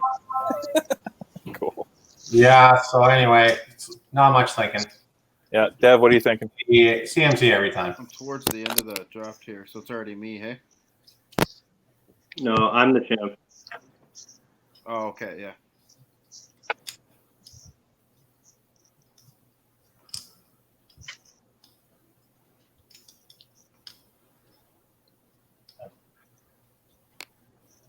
Now, does he go with Dalvin? I like how the last 3 picks are all guys that were on my team last year.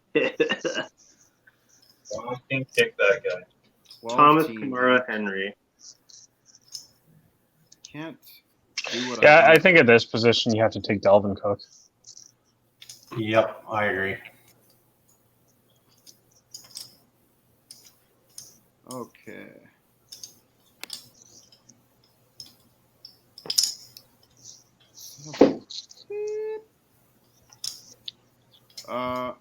I'm gonna take Josh Jacobs right here.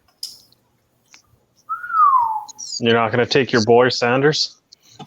I'm hoping That's- he comes back that's to me, zigging. but Ryan might screw me over. That is definitely zigging. Who took Drake? Took Drake over Chubb. Wow. That's the robot, isn't it? It is, yeah. Team 11. Oh, yeah.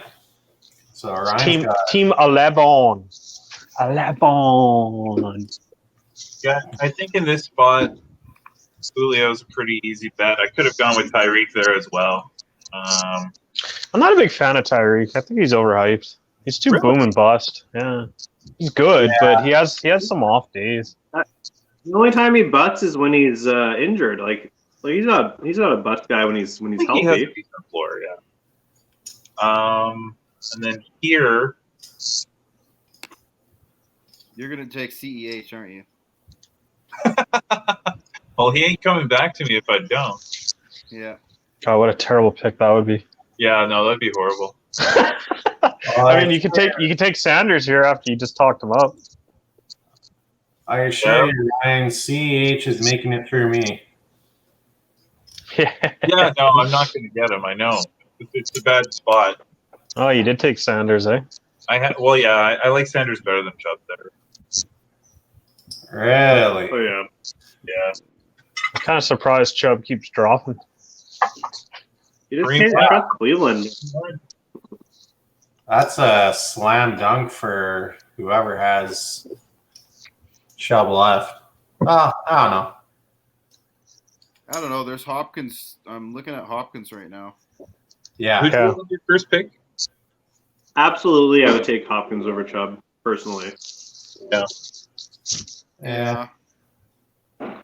Actually, yeah, Hopkins is too good. I mean, Brandon Cooks isn't as good as Hopkins and kind of busted the whole wide receiver on a new team narrative. You got Jacobs right there, so Hopkins, I don't know. Yeah. Is that a bit of a reach for Jacobs? Like, why are you big on Jacobs that high? Well, I think he is going to be relied upon a lot on that team. No, they drafted a running back in the first 2 rounds, and then they also re-signed Jalen. I still think he's going to be their main guy. It's not even close. So I'm not going to lie, I was kind of hoping right there Chubb would drop one more to me, but obviously he did not. Yeah. So I think I'm just going to go with what I was just talking about with the whole tight end thing. So I'm going to go with a tight end here. Yeah, that was great to pick. You said you Yeah, he's about as safe as it comes. You can't really go wrong there. Honestly, what happened is normally, like, I take Sanders. That's my boy. But I was hoping that he would fall back to me on the wraparound because Ryan always takes CEH every time I mock chat for them. No, but I never take him in the second round, man. No? Oh, No. okay. Maybe that. Okay. If you took him in the second round, there were going to be some words said. Okay. Yeah, no, I thought I thought that you were gonna do that, so that's why I didn't take Sanders. Awesome. All right, so I went with Eckler. you took one Wow. of mine, Tyler. Wow, two quarterbacks in the second. That's the way Robot. fantasy pros this whole time. All right, well, I'm going to have to think a bit more on my second one, but I'm just going to go with my guy here. I'm going to go with Todd Gurley for sure. Yeah, Great pick. good spot.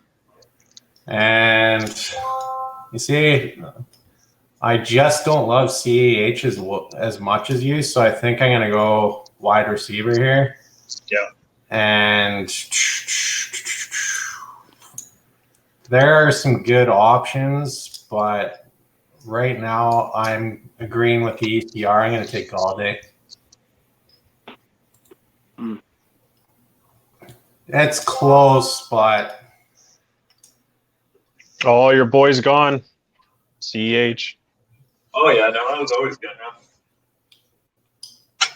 Mike Evans, too. whoa, David Johnson already gone. Yep, certainly. Reach. I mean, I never expected him to come back to my next turn, but 3-4, that's pretty serious. I'm like so tempted to take Evans, but First running back that team has too. It was between Galladay and Evans for me, so if I were in your spot, I'd take Evans, but yeah, I'm taking him. wow, there are some reaches so far.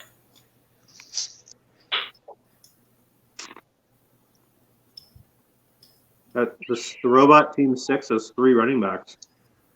They sure do.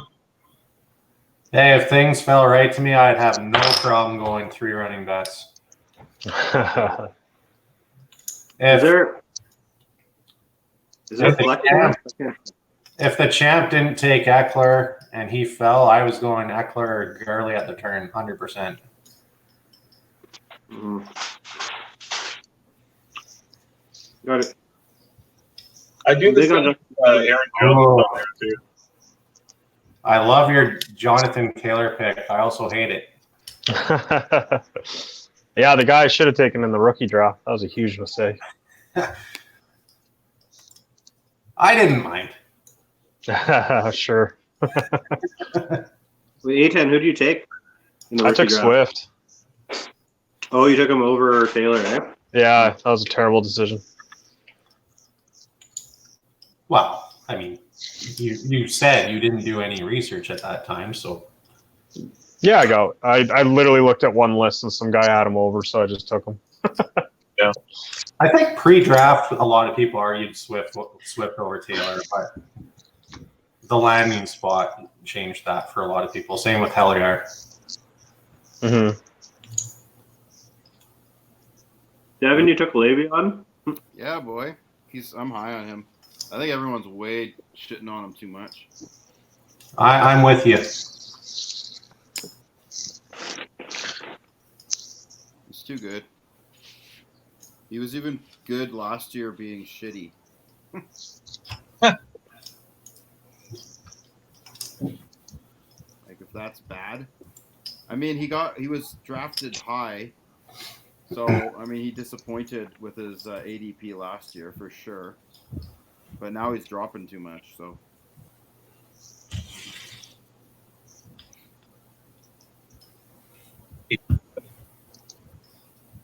Yeah, this year I've drafted kind of like in the top half of the draft a lot.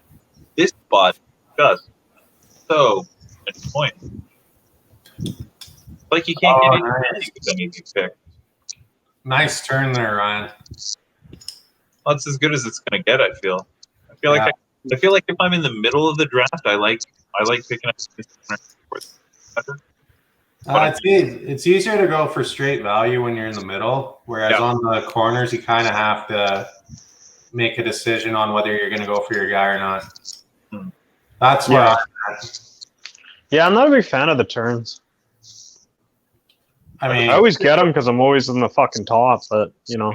I'll get out. That was a super humble brag. You know what's funny? Last year's draft, so I had the turn and I didn't make a single back-to-back pick because I made so many trades. You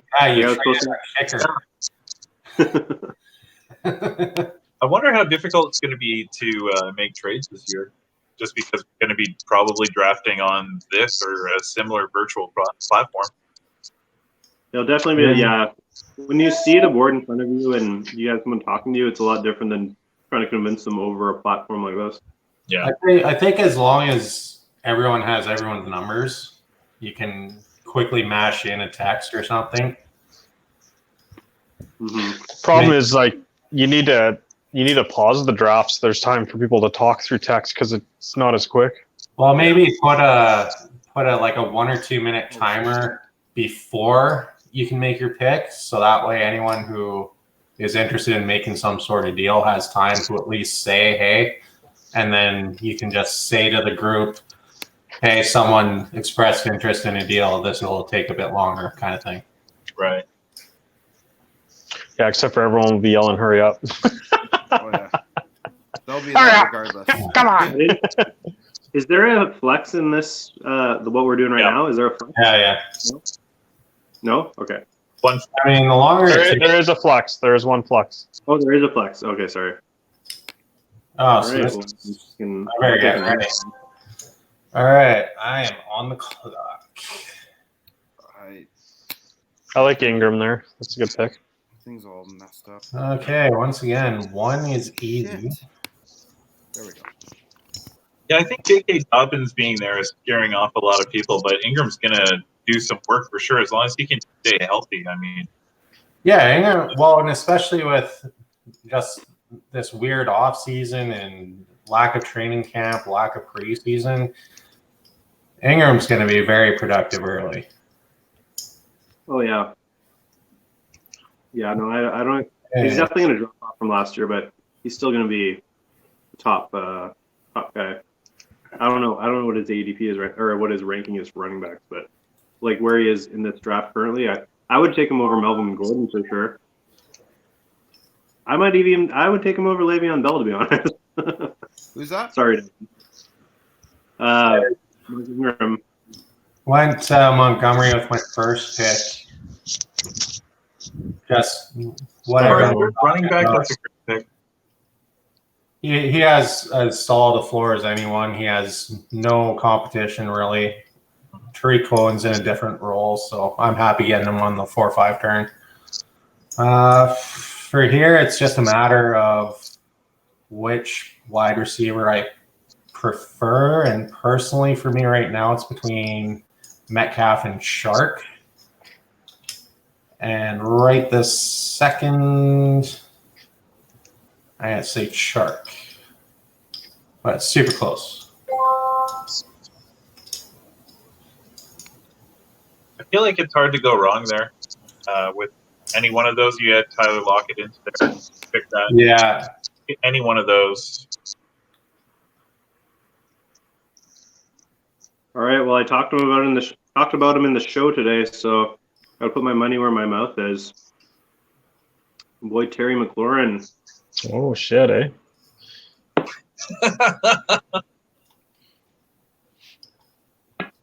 We're both Seattle guys, eh? Yeah, I'm going to take one of the Seattle guys. I'm just trying to figure out which one I want to go with. I guess I did kind of tip my hat towards Metcalf because of the red zone, so I think I will stick with that, and I think I'll go with Metcalf here. Yeah. I have Metcalf over Lockett right now. Yeah, so Tyler Lockett went 2 picks later. That wide receiver core you have there, Aetan, with Robert Woods and Metcalf, that's a solid 1-2 punch right there. Like that's why Robert Woods for me, like he's pretty much happy to take him as the wide receiver one. I really feel like he gets that positive touchdown regression. You're good. Yeah, and I did say I kind of agreed with that if you do the tight end reach, which I ended up doing. So yeah, you got a good point. It kind of panned out the way we were just talking. You Devin has drafted with me so often. He knows exactly what I was gonna do there. Asshole. Good job. What, the cream hunt? Well, I didn't. I thought I knew, but yeah, you didn't take CEH where I thought you were going to. So yeah, that's true. I mean, at this point, Keenan Allen's fallen enough. I'll take him there. Yeah, I like it. Value. Oh, yeah.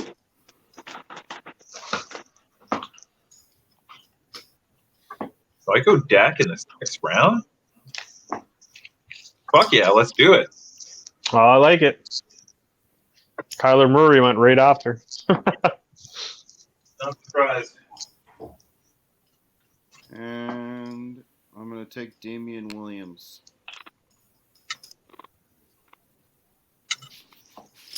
Yeah, I feel like I've had to snag a lot in this draft.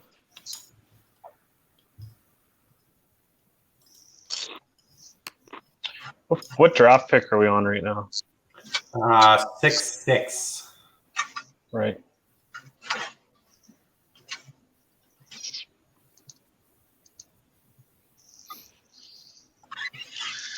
I don't really want to go with Swift. I do want another running back here. It's getting thin over there, right? It's getting thin, and I already have a big question mark with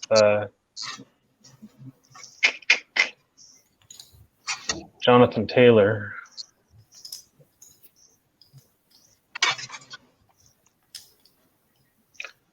You know what? I think I am going to go with Swift.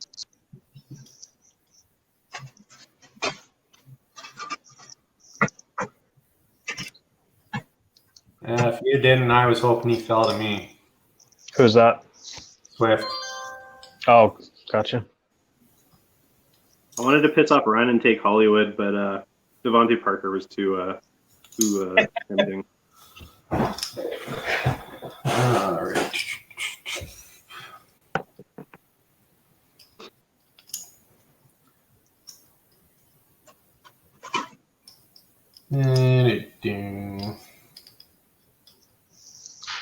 I can't reach that far.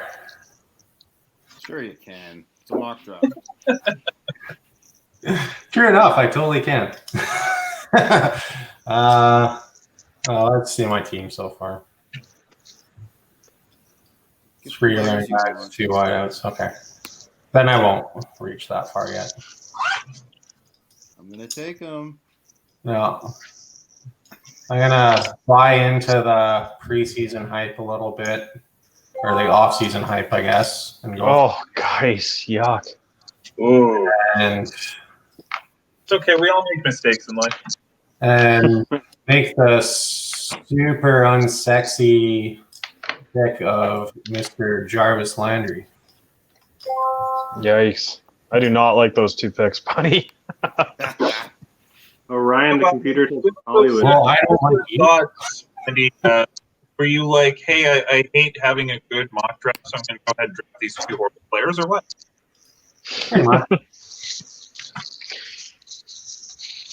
Pretty much. Take a little bit of Marvin Jones right here. Oh, yeah. I thought about Oh, you son of a bitch. Well, I'm gonna take my water guy. Let's go Gallup. Why not? Yeah. I thought about taking Marvin Jones over Landry. I like Marvin Jones. Yeah, I do if too. Landry was there, I'd still take Marvin Jones for sure. And he's there for me. I'm taking my boy Brandon Cooks. It's a good pick.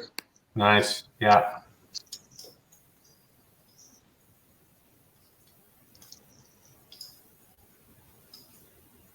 He's been on 4 different teams, and he's been fairly successful in all 4 of them. Well, we don't know the 4th yet, but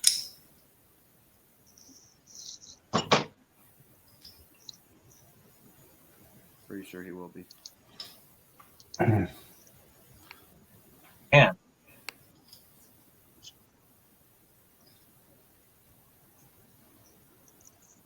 It got thin. Really quick.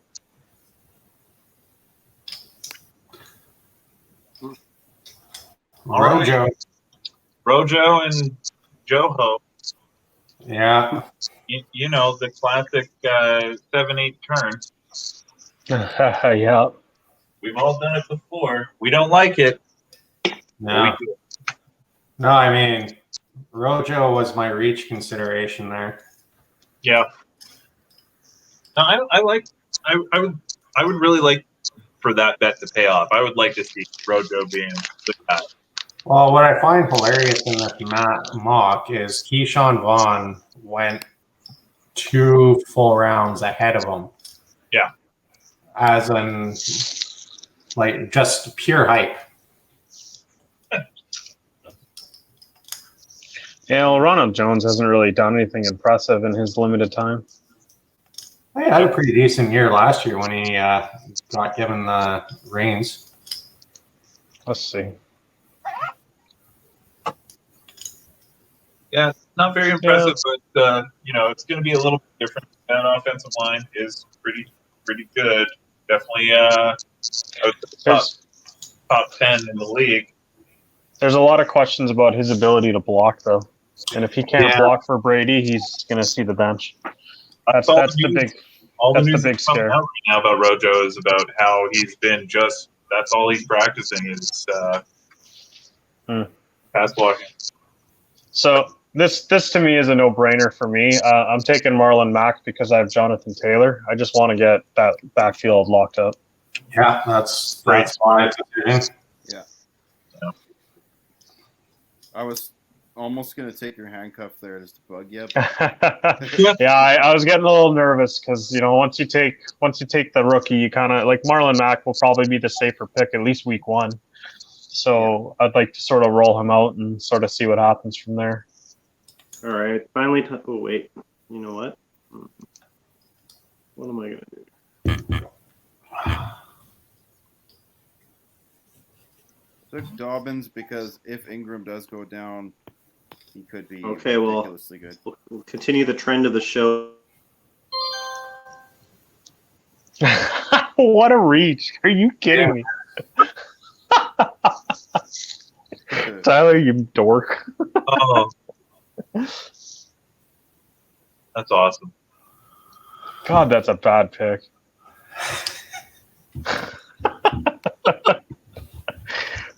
The whole point of it is like you can get him in the 12th, 13th round.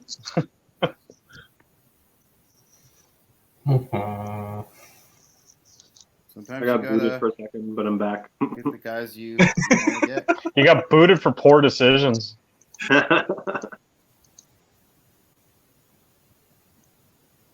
Fantasy Pros was like, what the fuck? Yeah, boot this guy.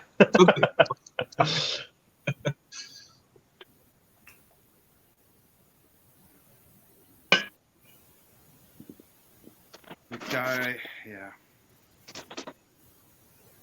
I want Whatever. Crowder. 120 receptions this year, or targets this year. I mean, you can still get him for cheaper, though. You need to draft him. How many times is Matt Ryan going to throw the ball? 100 million. Probably the same as last year. Coleman's a great pick. Based on what we were talking about earlier. Yeah, Coleman is For the last wide receiver one. Yep. I wanted Crowder too there, but I wanted the sexier rookie, shiny rookie. Shiny toys. Crowder. Oh, Curtis Samuel, I got to star you every time.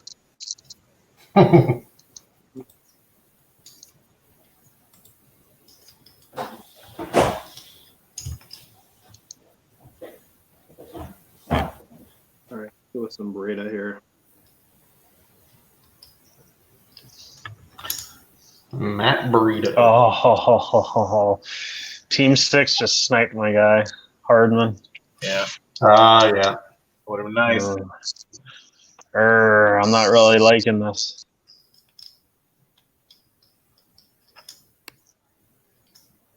Yeah, there's a whole lot of names here that don't fill me with a lot of joy. So I think I'm going to have to take the divisional quarterback Wentz.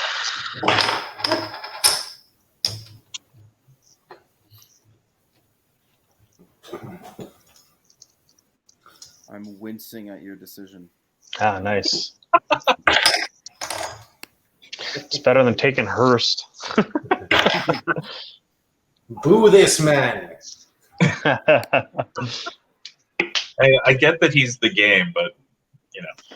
I can't believe that guy took Hardman. I was literally queuing him up. I was like, cool. I'll just take Hardman here, move on. No, Then I got rattled.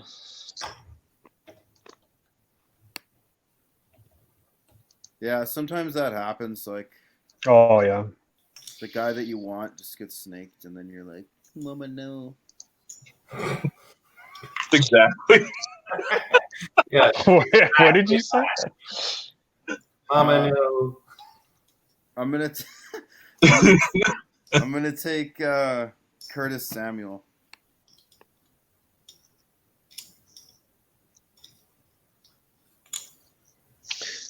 Who's even the quarterback in Carolina this year? Bridgewater. Yeah. Oh, of course, yeah. He- Samuel could work, I guess. I don't know. Bridgewater's so unsexy Well, for fantasy. Samuel really struggled with bad quarterback play there. Yeah. There's some stat about his intended air yards compared to other top players in the league, and it was just like he got overthrown, underthrown so much. Maybe he should be better at getting open.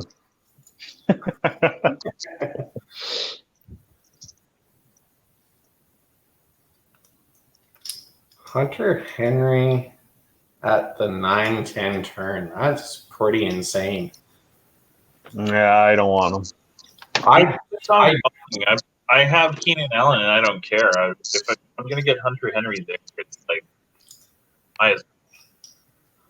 Well, I'm not high on Hunter Henry either, but when he drops 3 full rounds compared to his ECR, You guys are all not down. You guys are all down on A-Rod, but taking A-Rod in the 10th round is I'll do that any day. Yeah, it's a safe spot to take him. I would have probably taken A-Rod actually if it got to me. And if it got past Tyler, I was taking an A-Rod at the turn. Yeah.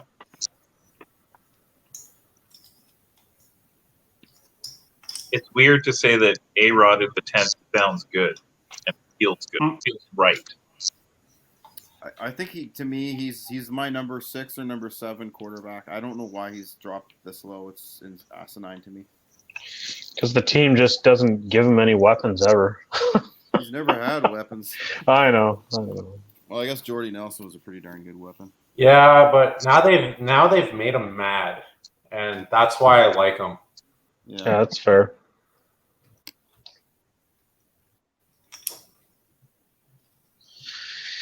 Oh boy, I'm not liking what's here. No, it gets pretty hurting. I really don't want to take Sterling Shepard. Come on, just do it. Actually, that's a good conversation. What is the Shepard, Tate, or Slayton? Yeah, no. I think Slayton would be the one I would take out of this. Can none of the above be the option? Yeah. Slayton's guaranteed to be the outside guy. Slayton? Yeah, Slayton's going to be the outside guy. So the question is it going to be Shepard or Tate in the slot? Because they're both slot receivers. So Yeah. I got auto drafted. Oh no. I wouldn't have taken Shepard there. I was looking at someone else, but I took too long, I guess. It's okay. Yeah, all good.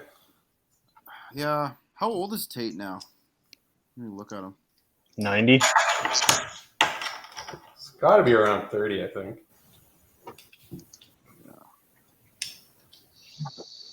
He's 31. Okay. He's probably got at least one more solid year, you know? Ooh. He had Team 4 sniped Zach Moss. He had 85 targets last year, caught 49 of them. All right, well, this is super easy for me. I think I would take Tate over.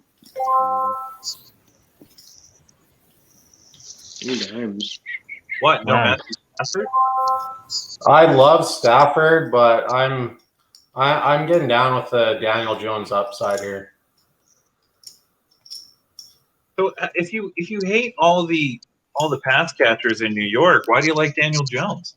His rushing floor is good, and I just hate the pass catchers in New York from a fantasy perspective. It's going to be super unreliable, but I mean, he's going to throw the ball somewhere. Just I don't want to bet on which wide receiver is going to catch them all. I'd rather bet on the quarterback throwing them. Can't argue with that. And Jonnu Smith is just the sleeper tight end that I'm getting behind in that spot. It's a good reach. I like it. I like it a lot. I think he's right around the Hearst area, except for you took him 3 rounds later, so I think he had better value. I'm just going to keep on hammering Tyler for that one. Yeah. Like according to Okay. the ECR, both those guys were in the next 10 picks, so they were definitely not making it back around for me. So I figured now is as good a time. Yeah. So here's where I think you just have to take the guy who has the highest upside to be absolute dominant beyond belief, and that's Tony Pollard. If Zeke goes down, this guy's gonna be super valuable. Oh yeah, No question. yeah. One of the, if not the best handcuffs in football. He's basically him or Madison, I would say.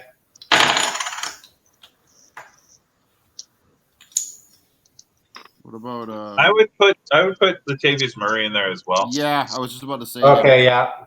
I think he's number 1 to me actually because he's still Yeah, relevant because he without has the the other guys. proven track record, and if Kamara Well, goes he down, Murray he has standalone value, Murray. Yeah. He which gets is beautiful. touchdowns. But if Zeke goes down, I think Pollard's value is higher than Latavius Murray's. If Kamara goes down, maybe I'm wrong. I think it's pretty comparable because last season when Kronk. Kamara went down, Latavius was like he didn't get out of the top 3 of running backs. I think in standard and maybe half PPR, he was the RB1, and in PPR, he was RB3 or something like that. He was in the top 3 in any format. Mm.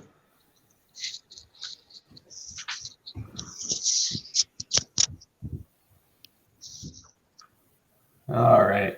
Boston Scott. There you go. Yeah. I don't mind that. Well, yeah, you just handcuff Sanders. Mm-hmm. Hey, let's make it Philly. Why not? Jalen That's a Rager. nice pick. Good times. Both nice picks, Ryan. Thank you, sir. Thank you.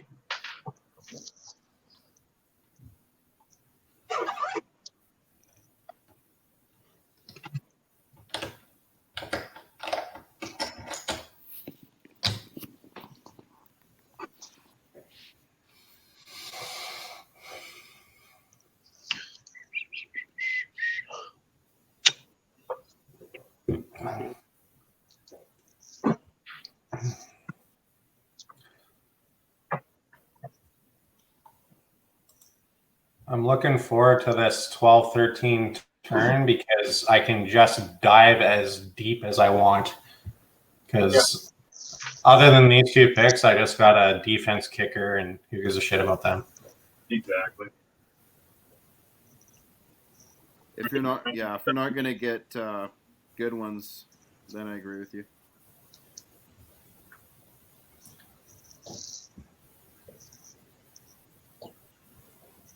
New England was last year, or if you have like a top 3D, they're just as valuable as like it's like an amazing flex spot to have. They are, but they're also tough to predict. It's like last year in our league, I had all those early picks, and I ended up taking the Chicago Bears DST, and they were average at best. Yeah, it always changes every year for sure. Yeah, defense Tough one to is predict. less regular for sure. Yeah. All right. Okay.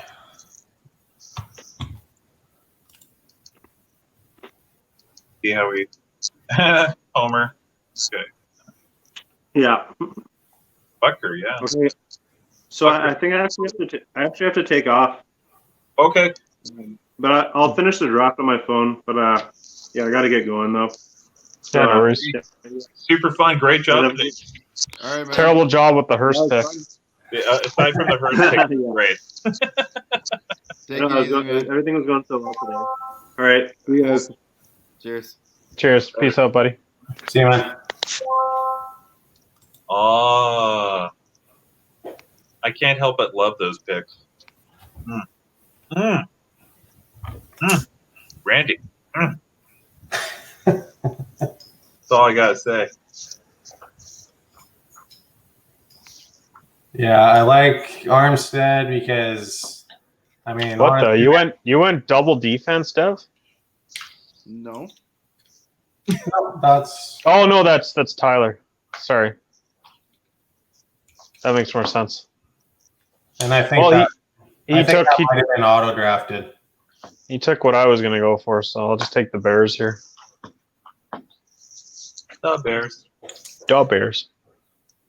Yeah, so Armstead and Kelly are 2 really high upside guys. Fournette, if he gets injured or traded, and Kelly, I think, is kind of a sneaky one because Austin Eckler is probably just going to keep being Austin Eckler, and someone else is going to occupy those touches, and it's either going to be Kelly or Justin Jackson. So I'm banking on the rookie.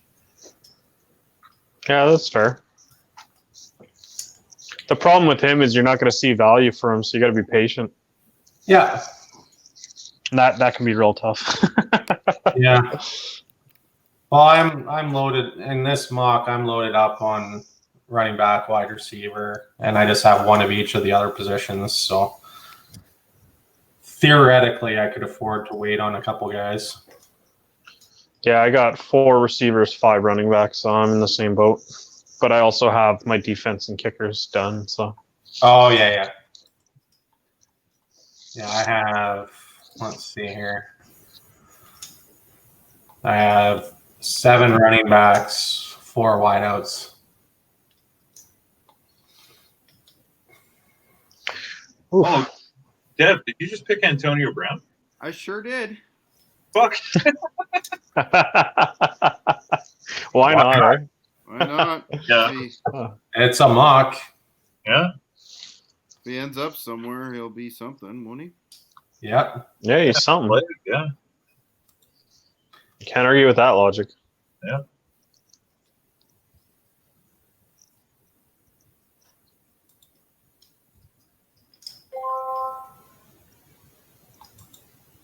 Yeah, Dev, again, I get the New Orleans Saints. It doesn't matter where I am in a draft, I always get them as my D. I'm sorry to hear that. They follow you around.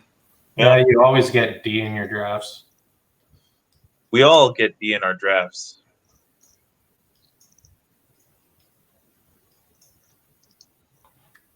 Yeah, if I could do this over again, I would have taken Sanders my first. Yeah. Well, honestly, if you went Sanders, I would have went Josh Jacobs, and nothing changes. Mm. And I would have went Julio before Jacobs, but it doesn't matter. Yeah. Well, a lot changes at our picks. In the middle of the draft, you have a bit more control over your own destiny. You can kind of gauge whether a guy's going to fall back to you or not. But at the turns, you just like, no, let's just see what's going to happen.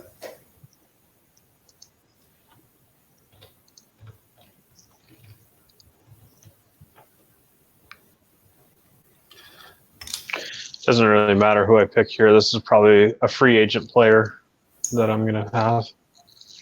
So I will just take Damian Harris because why not? Why not? That's the other guy I was considering, honestly.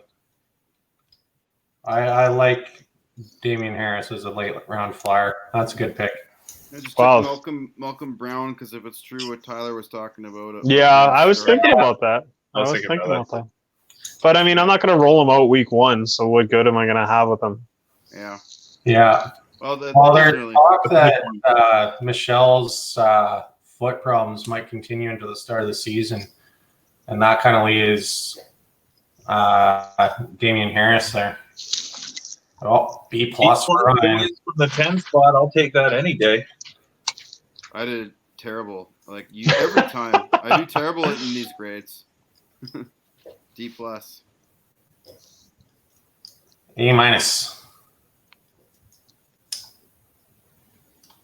All right. Well. Oh, Team 2 apparently crushed it. So let's look at their team. Yeah. We got Patrick Mahomes as their quarterback, Saquon Barkley, and CEH. AJ Brown and Stephon Diggs as their first 2 wide receivers, Tyler Higbee. Cam Akers, that's a lot of Rams. And then the Rams D. I don't see how I gotta say, I do not like that team. Yeah, so far I really don't like that team. There's a lot on that team that I'm not a fan of. I don't know why you would grade this team high. This aside from I get the Marquise Brown there, Darius Slayton there. I think is pretty decent. Kerryon Johnson, that's a why pick, in my opinion.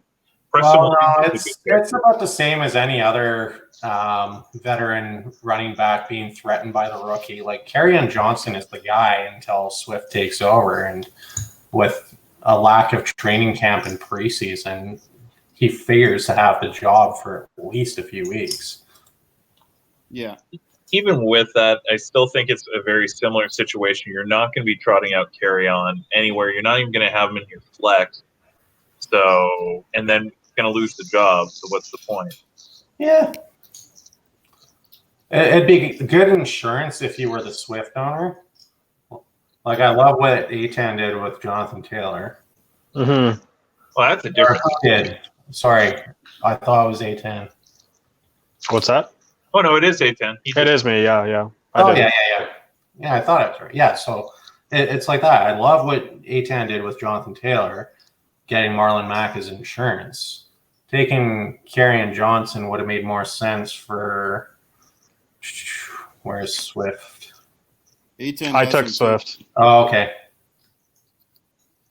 Where'd Carry-On go? Carry on went 9-2. around So, 13. Oh yeah. right after you took Mack. You made the right insurance play. Yeah, I mean, I could have. I don't want to cuff both. I could cuff them both, I guess, but You could have, but you cuffed the right one. mm-hmm. And I needed to get another wide receiver, so I'm glad I took Gallup where I did. Yeah. That's good value. What grade did you end up with, A10? Just a B-. Yeah, I really like your team for a B-. I'm actually kind of surprised. That seems like a better team than a B-. That's an A team to me. I really like that. It's got a lot of depth, right? It's solid throughout, and then I'm quite happy with Butker as my kicker. I think he's got value over the other ones. Absolutely. Well, and you take the grading with a grain of salt because it's going to make the ranking based on their ECRs and everything, whereas it's like you have your own decisions to make on how you want to construct your roster and when. So if you're passing up, of course, it's like we probably all got knocked for passing up on Tyler Higbee when he was dropping 2 or 3 rounds. And the truth is, like, I can't speak for everyone else. I just don't want any part of him. I think what he did at the end of last season was who's that? Tyler Higbee. Oh yeah. Rams tight end. I think. Yeah, no. What he did at the end of last season was super impressive. It's just I'm just not buying into it. It took an injury for him to break out, and that's a very crowded receiving room already. And Gerald Everett's going to be back healthy. I have my reservations. Yeah, no, that's fair. I was saying on the podcast, if you're not drafting the top 2 tight ends, I don't think you should draft till the very end of the pool. Yeah. And I have a few late round guys that I'm more than comfortable taking. Jonnu Smith was one of them for me. So I'm happy with that position. And same with quarterback. Unless one of those top few quarterbacks inexplicably drops a round or more, I'm probably waiting till later on. And it's like I really like Daniel Jones this year. So I got him in the 10th, I think. Yeah, right at the 10-11 turns. So, yeah, I'm generally going to be waiting until those rounds to address both tight end and quarterback, unless the value's there. So, my first 9 picks are going to look a lot like what they look like here, just all running back and wide out. Yeah, that's fair. Sweet. Well, I'm going to take off. Yeah. I got to get up early. So, thanks for doing the draft, guys. Yeah. Great job, A10. Yeah, it was a lot of fun. It was fun to do this. We'll talk soon. Sounds good. Have a good one. Cheers. Bye. See ya.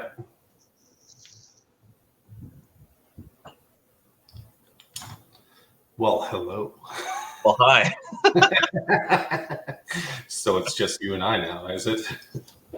It's the way this goes sometimes. Yes. I got time for a quick one if you're down. Absolutely. I was just going to say, how about I grab another beer and get super comfortable? Hell yeah. Do it. All right, I'll step on. My girlfriend's out anyway. Oh, perfect. Yeah, so I'm not being summoned back to Fortnite yet. So, is that a serious thing? You're just like really into Fortnite now?